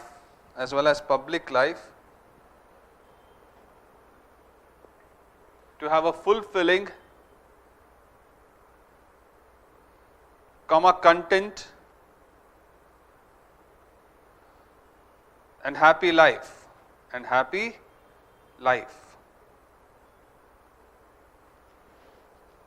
full stop. However, in practicality,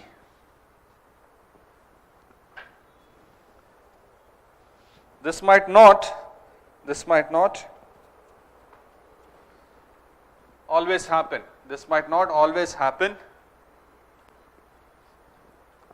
First point under that, please write. A person ethical in private life but bad in public. Example, Pablo Escobar.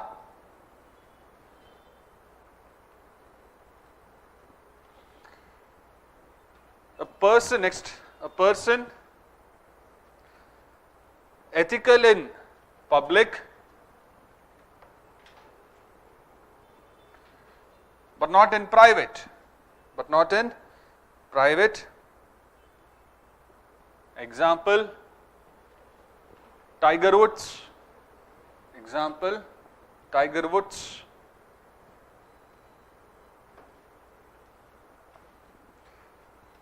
A person having ethics in both spheres.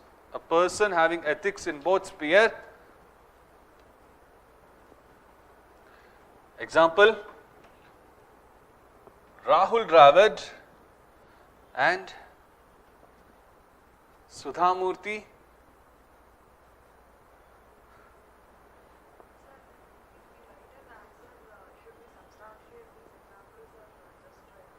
This one is self-explanatory. Okay, you don't have to explain. But imagine you're saying that experiences in Rajaram Mohan Roy's life created ethics in him. But here you have not written what is that experience. So that you have to substantiate. You got my point? Here this is more or less self-explanatory, so you don't have to substantiate. Okay. A person lacking ethics in both. Next one. A person lacking ethics in both. Example, Vijay Mallya.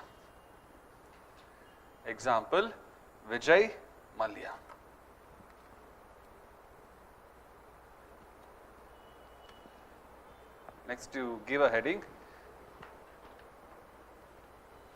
Ethics in private relationships.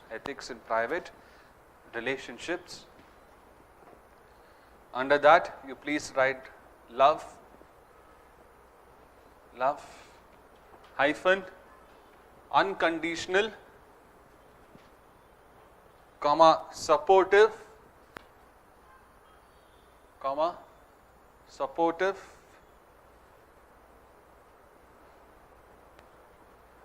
so as to ensure personal and moral development.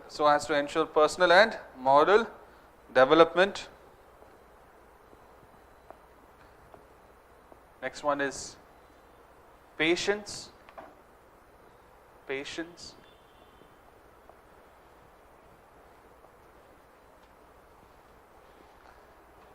Next one is honesty.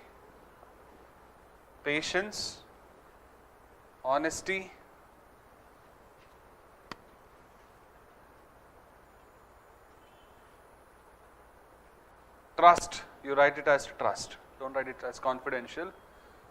Write it as trust.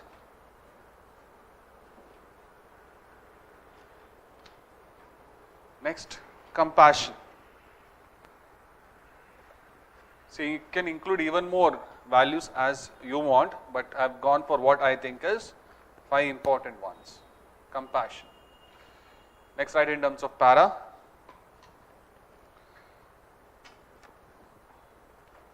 Lack of the above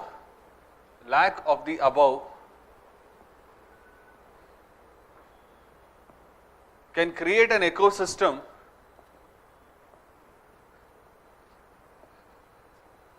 which can lead to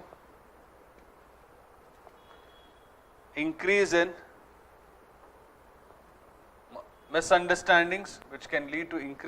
misunderstandings,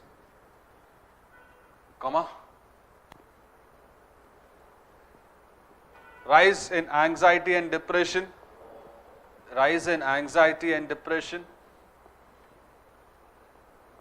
comma, substance abuse,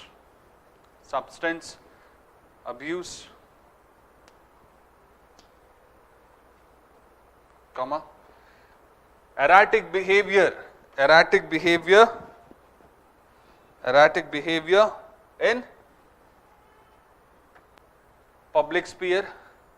behavior in public sphere,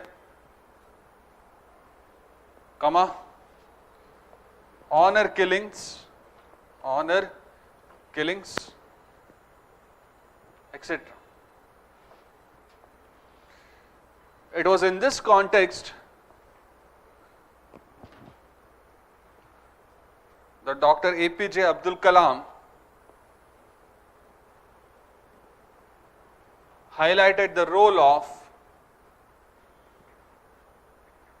family to create a moral citizen,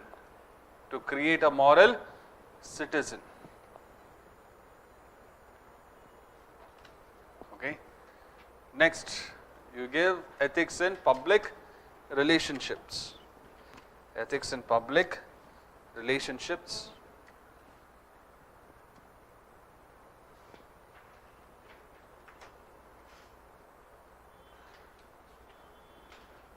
Under this, you please write on first respect.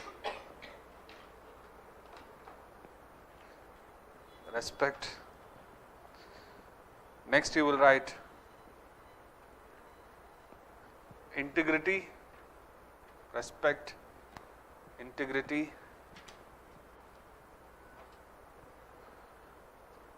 honesty,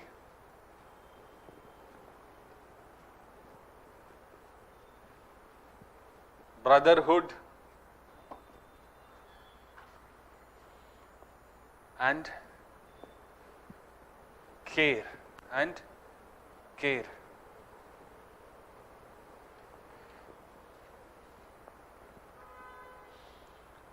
All right. Lack of the above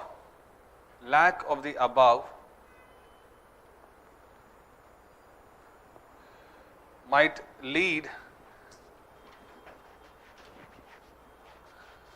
to creating personalities who become role models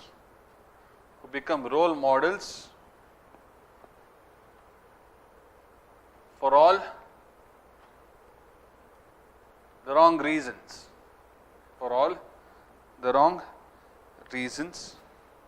Full stop.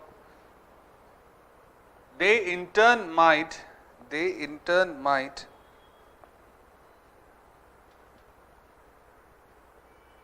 affect ethics in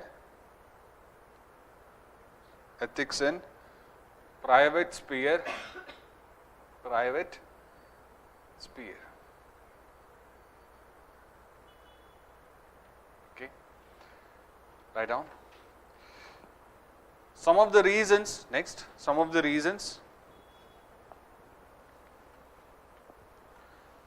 reasons for having different sets of ethics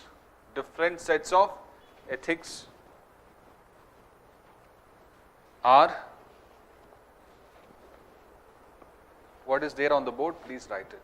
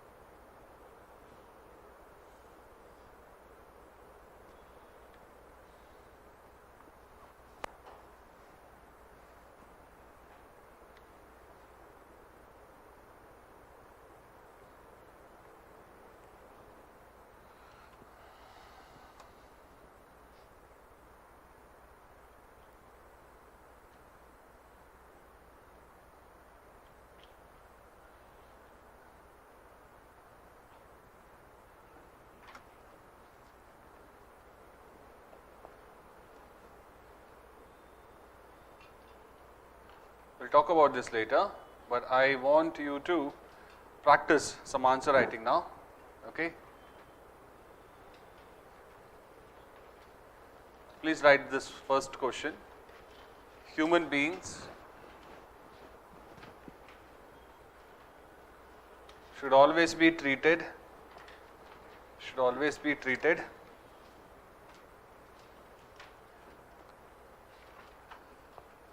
I want you to write answers for this now itself. Should always be treated as ends in themselves,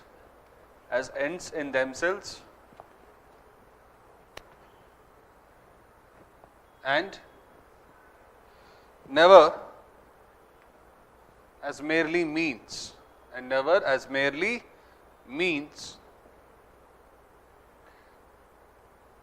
explain the meaning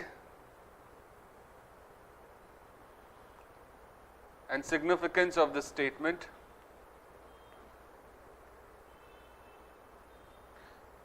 giving its implication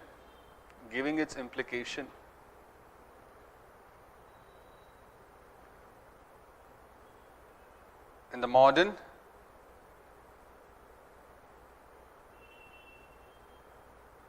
techno-economic society. This is your first question. Wait. Next, no. First one.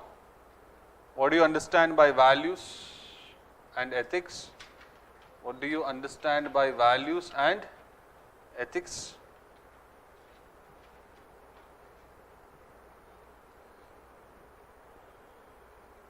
In what way is it important to be ethical along with being professionally competent,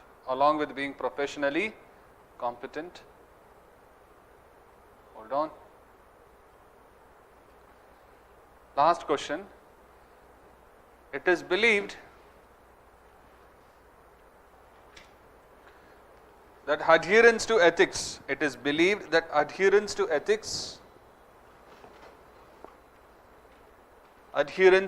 in human actions would ensure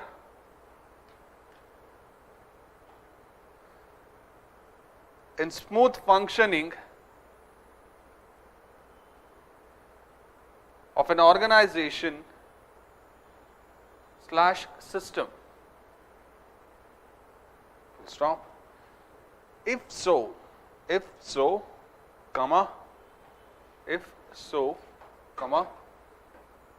what does ethics seek to promote in human life? Question mark. How do ethical values assist in the resolution of conflicts faced by him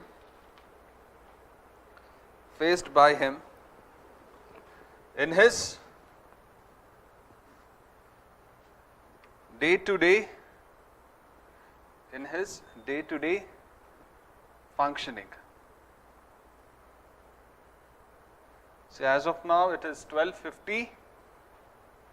Okay, 7 minutes per question, 21 minutes. So by 1:10 you should be ready. Will you do that? Will you write? There is no other alternative, no free will for you. Please write. Sorry, sir? First and second question, is it? Just a second. First question is this. Okay. What was the other question? This one, values and ethics. This is your second question. So all done?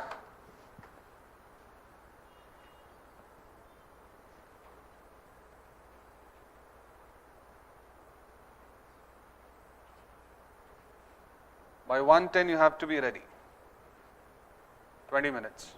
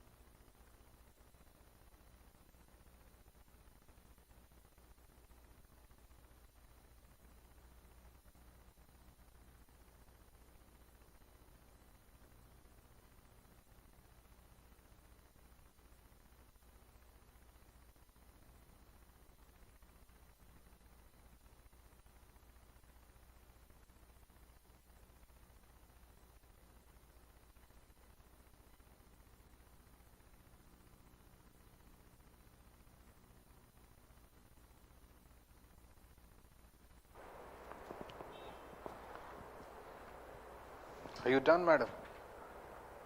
No.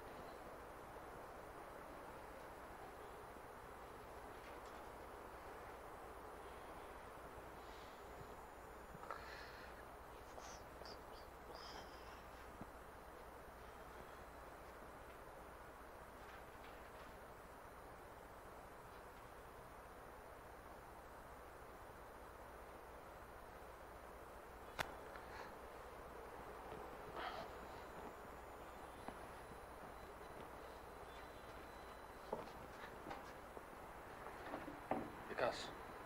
The green board ಹಾಕ್ಕೊಡು ಬನ್ನಿ. Green board. I want to write on the board. PPT ಬೇಡ. PPT ತೆಗೆದುಬಿಡಿ. Green board ಕೊಡಿ.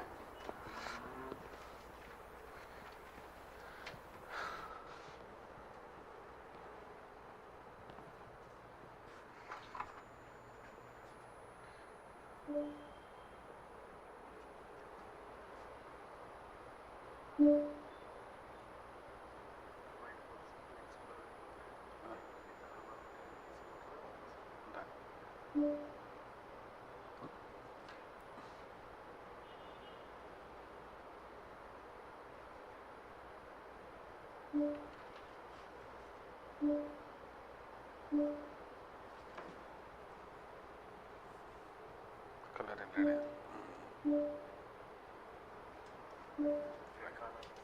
ಕಾಣಲ್ವಾ? ಕಾಣತ್ತಲ್ಲ. ಏನು ಬೇಕಂದ್ರೆ ಯಾವ colour? Green? Green ಐತೆ, green ಇದೆ ಬೇಡ.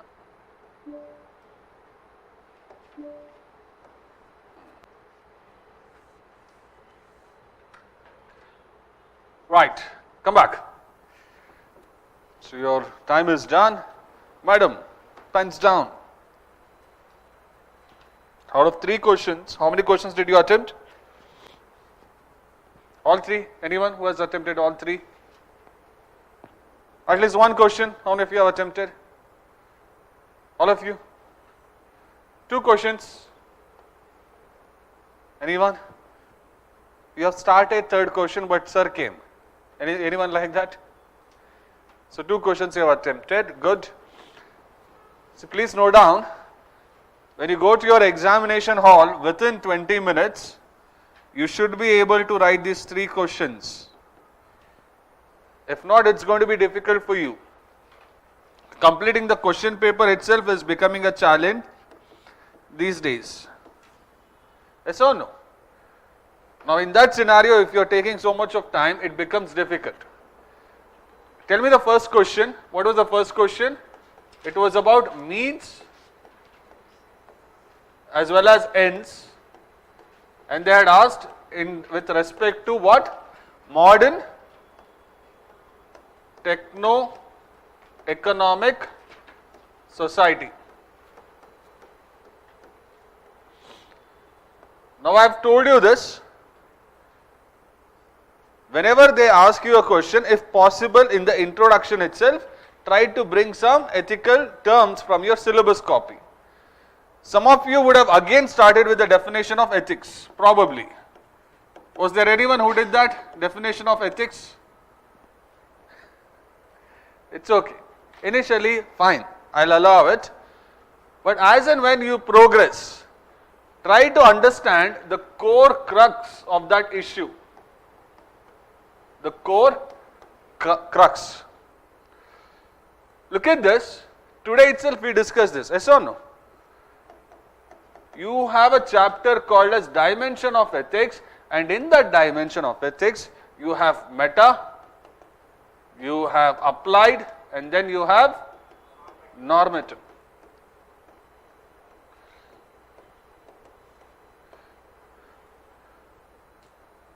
Basically, in ethics, you are trying to judge.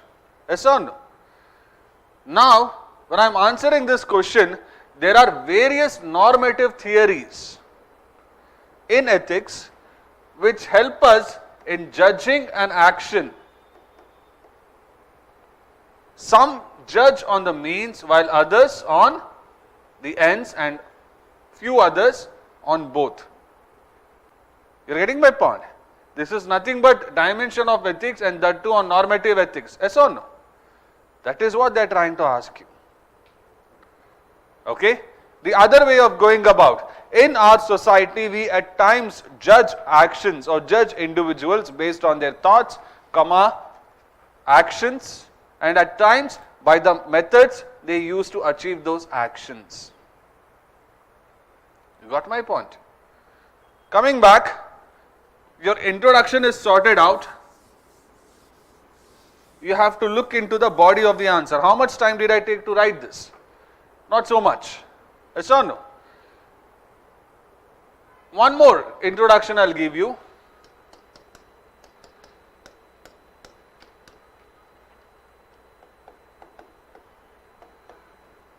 Now when you're treating a person as a means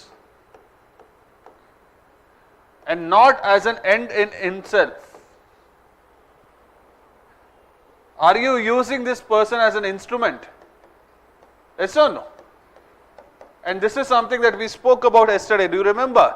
Some are terminal in themselves, some are instrumental. When we are using someone as an instrumental, if it is a job or something, substance, or fine. But when I am using you as an instrument for my own selfish purpose, what am I undermining?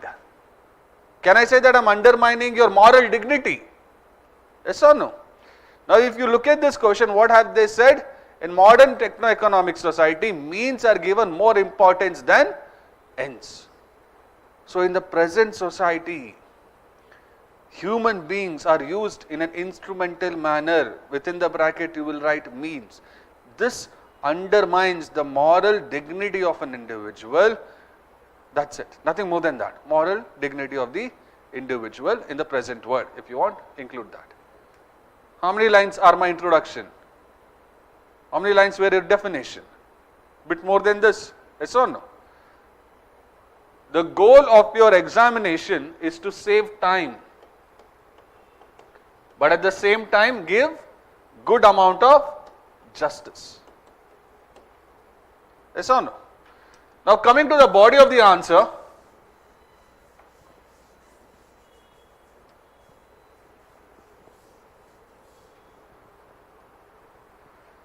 modern techno-economic society, I have told you this, I have taught you this. Don't think in terms of arguments, think of what you observe on a daily basis. Yes or no? Techno-economic society. So the moment they have given technology, you think of all these social media companies, my favorite. The moment they give you economic society, think of all those companies. In economy, right, when I say companies, we have discussed quite a few. Today itself, I made you write those 5 companies which are unethical in nature, yes or no? So you have Nestle that we spoke about. When we talk about social media companies, we spoke about how they violate our privacy, how they use our data for targeted advertisements. Right? And I also remember when I gave you this dictation, I spoke about Infosys, I spoke about which other company? Wipro, and finally we were left with Tata, where they focus both on means as well as ends. Right? I want you to take privacy, targeted advertisements in companies where they focus more on profit. Right? We also discussed Plachimada plant, remember? Right? Over and above that, what else do we have? 1984, Union Carbide, do you remember this? Are they not treating us as means and not an end in themselves? Are they not doing that? Right? So in your mind, if you get 5 diverse examples, you can write an answer. Yes or no? How many of you have written 5 diverse examples for this question? Techno-economic society.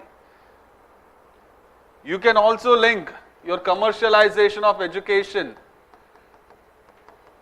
You can also say commercialization of healthcare. Healthcare and education, they are supposed to be based out of values such as kindness, compassion, yes or no? But what is happening in techno-economic? Students are not an end in themselves, they are nothing but numbers in the larger profit margin of the company. We spoke about White Hat Junior. So if I start talking about all the examples that we have discussed, can we reach 10 diverse points? Aram we can reach. Yes or no? But since this is a 10 marker question, all you have to do is 5. All. When you are writing that companies are using as a means, you will give a heading, justice is violated. How is justice violated? Plachimada plant, environment, destruction. Yes or no? If you want, give Union Carbide. One more example.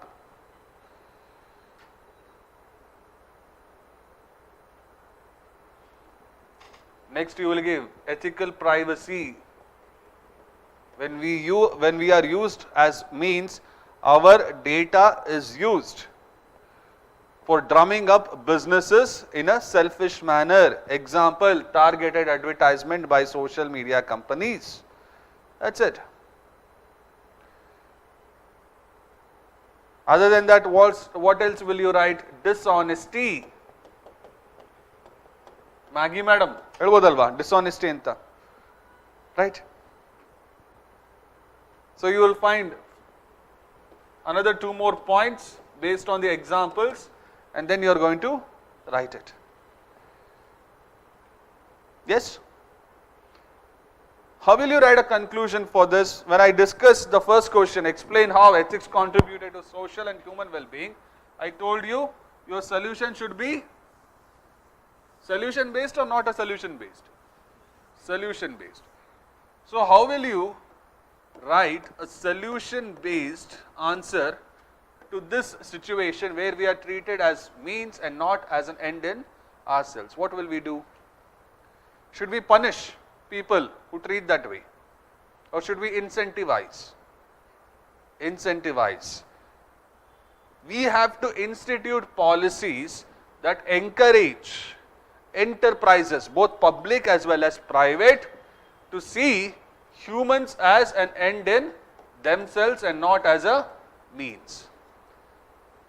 Government has done that through some of its policies, such as corporate social responsibility. Yes or no? Is this a coherent answer, or is it a random answer that I have written, or is it a coherent one? Which one do you think? You have free will now. It's a coherent one, right? All these things you are expected to write within 6, maximum 7 minutes, not more than that. Right? Any doubts you have? Please ask. Any doubts?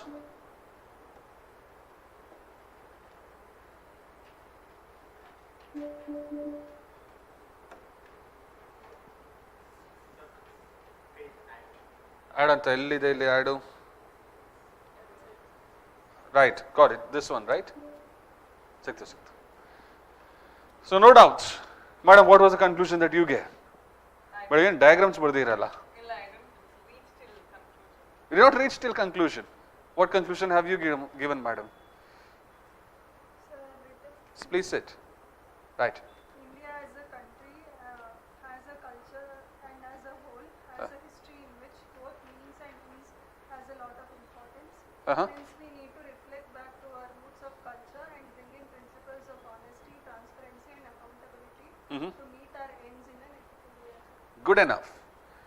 Now if it is just 1 or 3 questions that you are writing, that's fine. But you will be writing so many questions, right? So you have to be very precise and you have to hit the bullseye, sorry. And if you look at CSIR, are you not complimenting government for such policies? And at the end of the day, you want to be part of the government. So you have to hold bucket to the government in any way you can. Did you write this question, madam? What was your conclusion?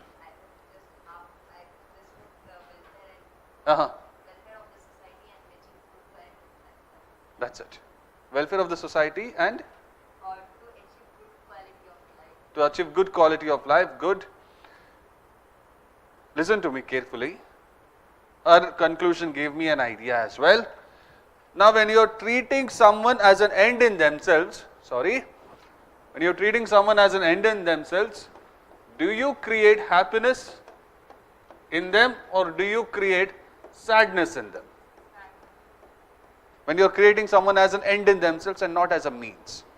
Happiness, right? Focusing on means creates sadness, but focusing on just, what did I say? Focusing on means creates sadness, but focusing on both creates true happiness in the society, which can help in the overall welfare. Something like that.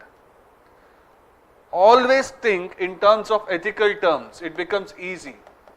Madam, welfare is governance, na? But it's okay. Welfare, next time if you write in ethics paper, equate welfare with happiness. That's it. Sir, ಏನು ಬರ್ದಿದ್ರಿ conclusion? It was the easy question, na? Madam Gauri, ನೀವು ಮಾಡಿದ್ರಾ? How many of you wrote this question? Completely. One person. What was your conclusion?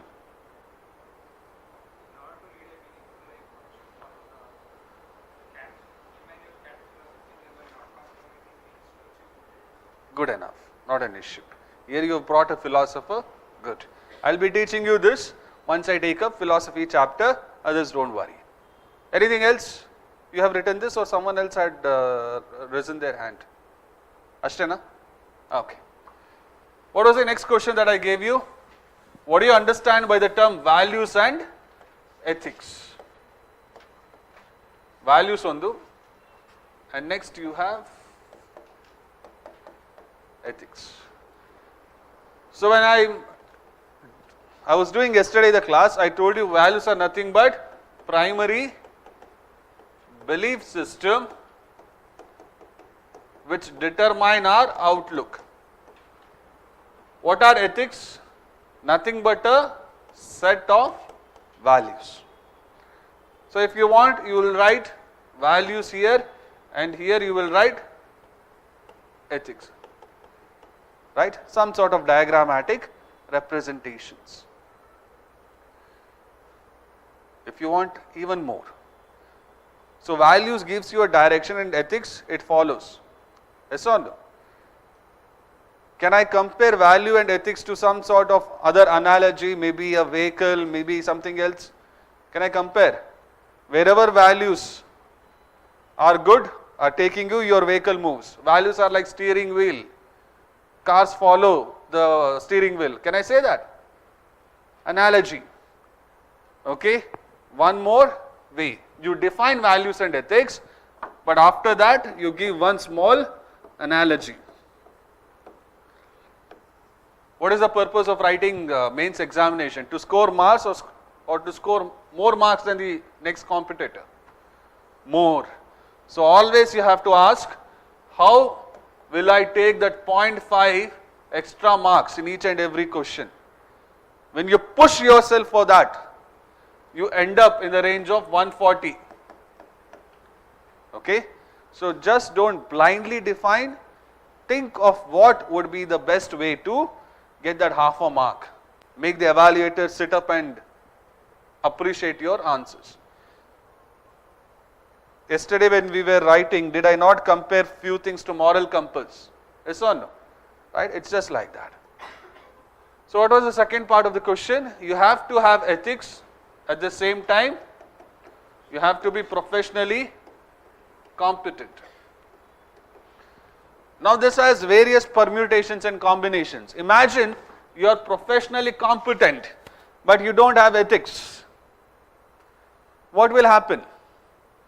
There is all the probability that you might end up corrupt, that you might end up as a bad example, that you might end up creating scams, disasters, recessions, and so many other things. You might end up creating hatred. Yes or no? Harshad Mehta, Bernie Madoff, these are the people that we discussed. Recession. What was the recession based on? Greed. The people who were involved in this recession, do you think they were bad people, stockbrokers, dumb people? They were not, they were intelligent, smart people. What they did not have was ethics. Now imagine you have ethics, but you are not professionally competent. What will happen then? Whatever good things you have, you will not be able to be successful if you are not professionally competent. Because having ethical governance is good, but you also should know how to use technology so that there is transparency, so that there is accountability. You guys agree with me? If you look at your Muhammad bin Tughlaq, he had good intentions, but was he professionally competent? No. Mr. Alauddin Khilji, he was not as educated as this guy Muhammad bin Tughlaq, but he had this professional competency. Yes or no? You agree with me? Right? So this permutation and combination, this is what you need to represent. Can you think of any other person who was ethical but lacked professional competency? Who might have been ethical but lacked professional competency? Any commanders that you can think of? Any business leaders that you can think of? Anything like that? In your book, we have mentioned about bankruptcy, right? Over there, the people were professionally competent, but they lacked ethics. Can you think of anything? In 1962, when we lost the war with China, we were ethical, but we did not have professionally competent soldiers. Air India, forget 1962 if you don't want to write. What about Air India? You need a person who is ethical, but at the same time you need a person who is professionally competent, but because of government interference, that did not happen. Can I say that? Yes or no? Yes. After writing this, then you will write about people who are both ethical and professionally competent and how they created a positive change. Example, Professor Satish Dhawan, Dr. APJ Abdul Kalam, right? Dr. Vikram Sarabhai. The moment Vikram Sarabhai comes, who is the another person who will you talk about? Homi Jahangir Baba, right? Like that. So in your body of the answer, you have given example of one who is professionally competent but not ethical, ethical but not professionally competent, and the ideal answer of both of them being there. Any other dimension that we have missed? No, right? So when you are writing solution for this,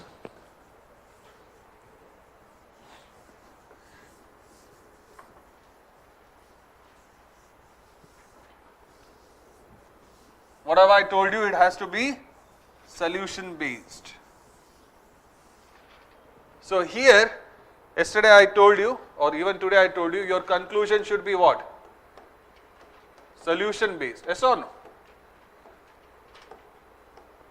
So in solution, you will highlight some of the steps that government has taken to make a person not just ethical, but also professionally competent.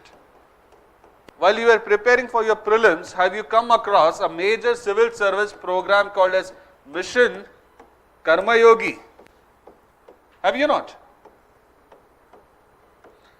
Can I quote this as a major example where our government is trying to make a person ethical as well as professionally competent? That's it. In the present scenario of making bureaucracy more human-centric, our government has taken steps to make a person ethical as well as professionally competent, right to information, citizens charter, code of conduct, and more importantly, in recent times, Mission Karma Yogi. That's it. Is it simple or is it difficult? Sir, when you are discussing, it appears simple. Right? On the spot, you have to think, guys, on the spot. Did you not have the content to write answer? Yes or no? Did you not have the examples? Yes or no? But what were you lacking? Practice. Right?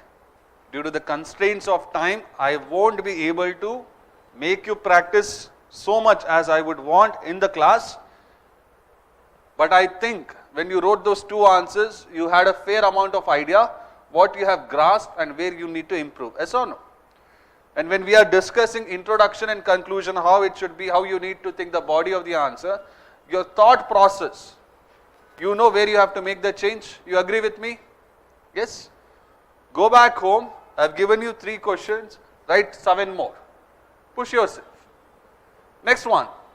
What was the other question?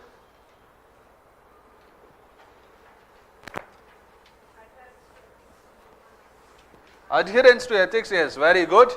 Now go back to your consequence of ethics in human actions. Okay? Adherence to ethics does what? Can anyone tell me? Complete that. Helps an organization. That is what they have given, right? Go to consequence of ethics. Are there any points that you can use over there? Smooth working. Creates trust. You can overcome conflict. You can achieve your goals. your people will be motivated. Yes or no? It creates efficiency and effectiveness.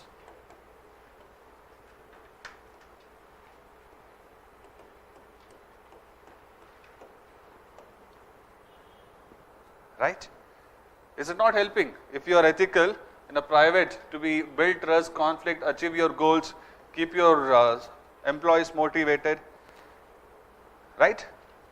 This is what they had asked based on consequence of ethics and human actions, but here they had made it very particular to private. If they want, next time they will give you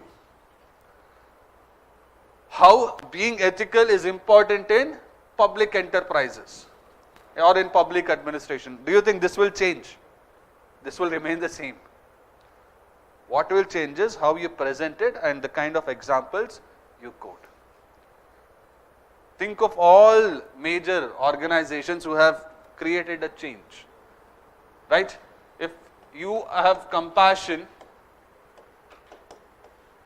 in an organization, you can try to create or overcome some social problems.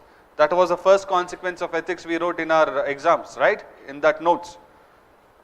Have you heard about an organization called as Doctors Without Borders? Have you heard? Can I give the example over here for this? Right? Am I giving you any example that you have not known till now? No. Doctors Without Borders. Okay? Any other example you have given in your answer for this, madam? ಕೊಟ್ಟಿದ್ದೀರಾ ಅದು ಬರ್ದೇ ಇಲ್ವಾ start ಮಾಡಿದ್ದೀರಾ finish ಯಾರು ಮಾಡ್ತಾರೆ madam okay give me an organisation which has build trust for themselves because of honesty. Anything apart from Tata? Apart from Tata, any other thing? Tata companies is the only trustworthy company, na? Anything else? Japan was able to increase its manufacturing capabilities. Follow me. Was able to increase its manufacturing capabilities and its export because it created a trust amongst the people using their customer service. Yes or no? At one point in time, Japanese goods were made fun of, ridiculed, as now we are making fun of Chinese. Made in China andre ontara cheap agi nodtivi. That was the case with Japan, but now they have overcome it. Conflict resolution. If you are ethical, you will be able to manage conflicts well. Can you think of any organization which has done this, which has achieved this conflict resolution? It can be within the company, it can be with other companies as well. If you are ethical, conflicts can be managed. On the other side, if you are not ethical, conflicts will go on. Have you heard of adjusted gross revenues? EGR, have you heard of it? No. Telecom sector, freshers from last few years. Adjusted gross revenue had created a lot of issue between Vodafone and Indian government, Airtel and Indian government. Why? Because these companies had unethical practices. If you have ethical practices, conflicts in itself will not arise like that. Okay? Other than that, on a worldwide basis, come back, on a worldwide basis and also on an Indian basis, if you are ethical, will you have conflict with the government? Yes or no? No. But what we are seeing is social media, particularly Twitter, has had problems with Indian government policy in recent times. Why? Because they are not transparent enough, right? They have not created accountability measures from their side. That you can write. Apart from this, achieving goals, if you are ethical, you can achieve your goals. Have you heard of a guy called as Sridhar Vembu? Have you heard of him? My CSK friend, Mr. Selvi. Have you heard of him? Sridhar Vembu. He is from the state of Tamil Nadu. He has started a $1 billion company called as Zoho. Now, where do you think this Zoho company is located? In a metropolitan area or a tier 2 or a tier 3 city? It is located in tier 2s and tier 3. What Mr. Sridhar Vembu does is, he gives education free of cost. And those who have skills, he employs them and gives them salaries as well. Sridhar Vembu is one of the most humblest businessman that we have in our country, who has created a $1 billion company by using local talent. Right? If you are ethical, then only you can achieve those kind of goals, right? Yes or no? Like that. If you are ethical, you motivate not just yourself but also others. Any example that you can think of who are motivated in private sector? Or this question, I don't think it was explicitly for private, public also I guess. What have they written? Have they mentioned explicitly private? No, right? Then go for public, ISRO and all those kind of organizations. That's it. Any other major organization which is performing well in public sector apart from ISRO, ONGC, right? All those companies. After that, there is second part of the question dealing with how do ethics help you in day-to-day conflict management? Yes or no?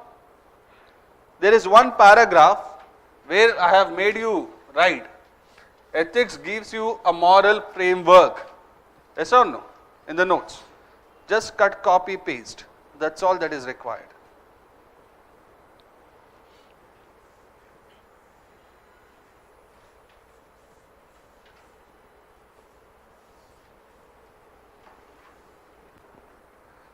Come back.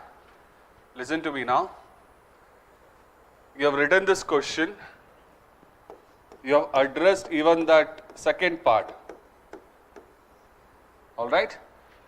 How you need to manage the dilemmas that emerge from a day-to-day basis. You remember in the notes, stakeholder participation and everything we have written. Just cut, copy, paste that. Conclusion part, how will you go for this? It has to be solution based. How will you encourage your private organizations or public organizations to be ethical? How will you encourage them? Listen to me carefully. We need to recognize, we need to acknowledge, and we need to celebrate those organizations and their leaders who are ethical. And this we are doing when we are conferring Bharat/Padma Awards. Yes or no? Again, have I held bucket to the government? Have I presented their policy in a moral way, ethics way? That is what is expected out of you. Okay. Now, one of your friend was talking about integrated guided missile development program. So, it was headed at one particular point in time by Abdul Kalam. If your ethical goals can be achieved, you can use his name over there as well. All three questions, when we discussed, did you feel that there was lack of content, or what challenges did you feel? Sorry? ಸ್ವಲ್ಪ ಜೋರಾಗಿ. Generating dimensions. Okay. My advice to you in this arena is, when you are looking at a question, if they are giving you social and human well-being, they themselves have generated 2 compartments for you. After generating those compartments, instinctively think of various examples we have discussed. And when I am discussing examples, I take examples from political angle, I take examples from economic, social and so many other things. Yes or no? That if you start thinking like that, dimensions will come naturally. Now imagine there is a question on justice. I have not taught you justice from an ethics perspective, but let us say I will define justice as being impartial, being fair, and being reasonable. These are 3 dimensions you have. Got my point? So you will give an example of an event where the concerned person was just. You will give an example where the concerned person was impartial, and you will give an example where the concerned person was reasonable. Got my point? So these definitions that I told you yesterday, you have to have a clear-cut idea. If you know the definitions, if you know the concept and the chronology in which we have discussed, generating dimensions would not be that much of a problem. Go back home, refer the notes. There are few more questions on those topics, write answers for it. Any other challenges? Any other? No other challenges? Writing it concisely. Okay. Come back. So whenever I ask you a question, you tend to give me a very long answer. The next moment itself, I stop you and I tell you, just focus on those keywords. Madam had told me about welfare. Welfare equated to happiness. Ethics creates welfare by making person or individuals happy in multiple domains. Nothing more than that is required. Welfare, happiness, domains. Self-explanatory ho gaya ab. You got my point? Don't tell me stories. Just focus on those keywords and the other words. They will come and fall into its right place. Any other doubts? Madam, how many questions did you attempt? 2. 2 or 1? 1.5. 2.5, huh? 1.5. But that first question, what was your conclusion?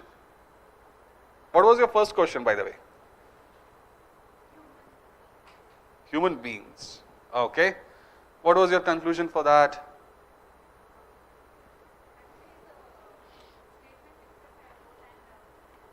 You have repeated the question. Please don't do it. Okay. Then the evaluator will also repeat the less marks that he had given you in the previous question. Okay. So what all did you learn today? We have completed ethics and human interface, right? Whatever dimensions that they have asked in PYQs we have covered. Have we discussed 10 examples or have we discussed more than that? A lot more than that. A lot more than that. Have I given you current affairs examples as well? Have I made you write answers? Why am I doing this? I am holding myself accountable to what I promised you. Now you have to hold yourself accountable to me or to yourself. First to you, then to me. Please go back home, work very hard. Next time when you write mains, I don't want anyone, any challenge or obstacle to prevent you from getting into the top 10. If you get a rank, you'll be happy. I'll also be happy. But if you get within top 10, which I know you have the capability to do, just be consistent. Remember that ant. Okay? If you place a burden, if you keep obstacles, what will ants do? Find a way. That's it. And the weight that the ant is holding on its shoulder, is it smaller or is it bigger than that? Bigger and larger than that. Okay? Right. Go ahead. We'll meet tomorrow. Tomorrow we'll be starting with values. Human, public service, and what else do we have? Other values? Aptitude and foundational values. Right. Thank you.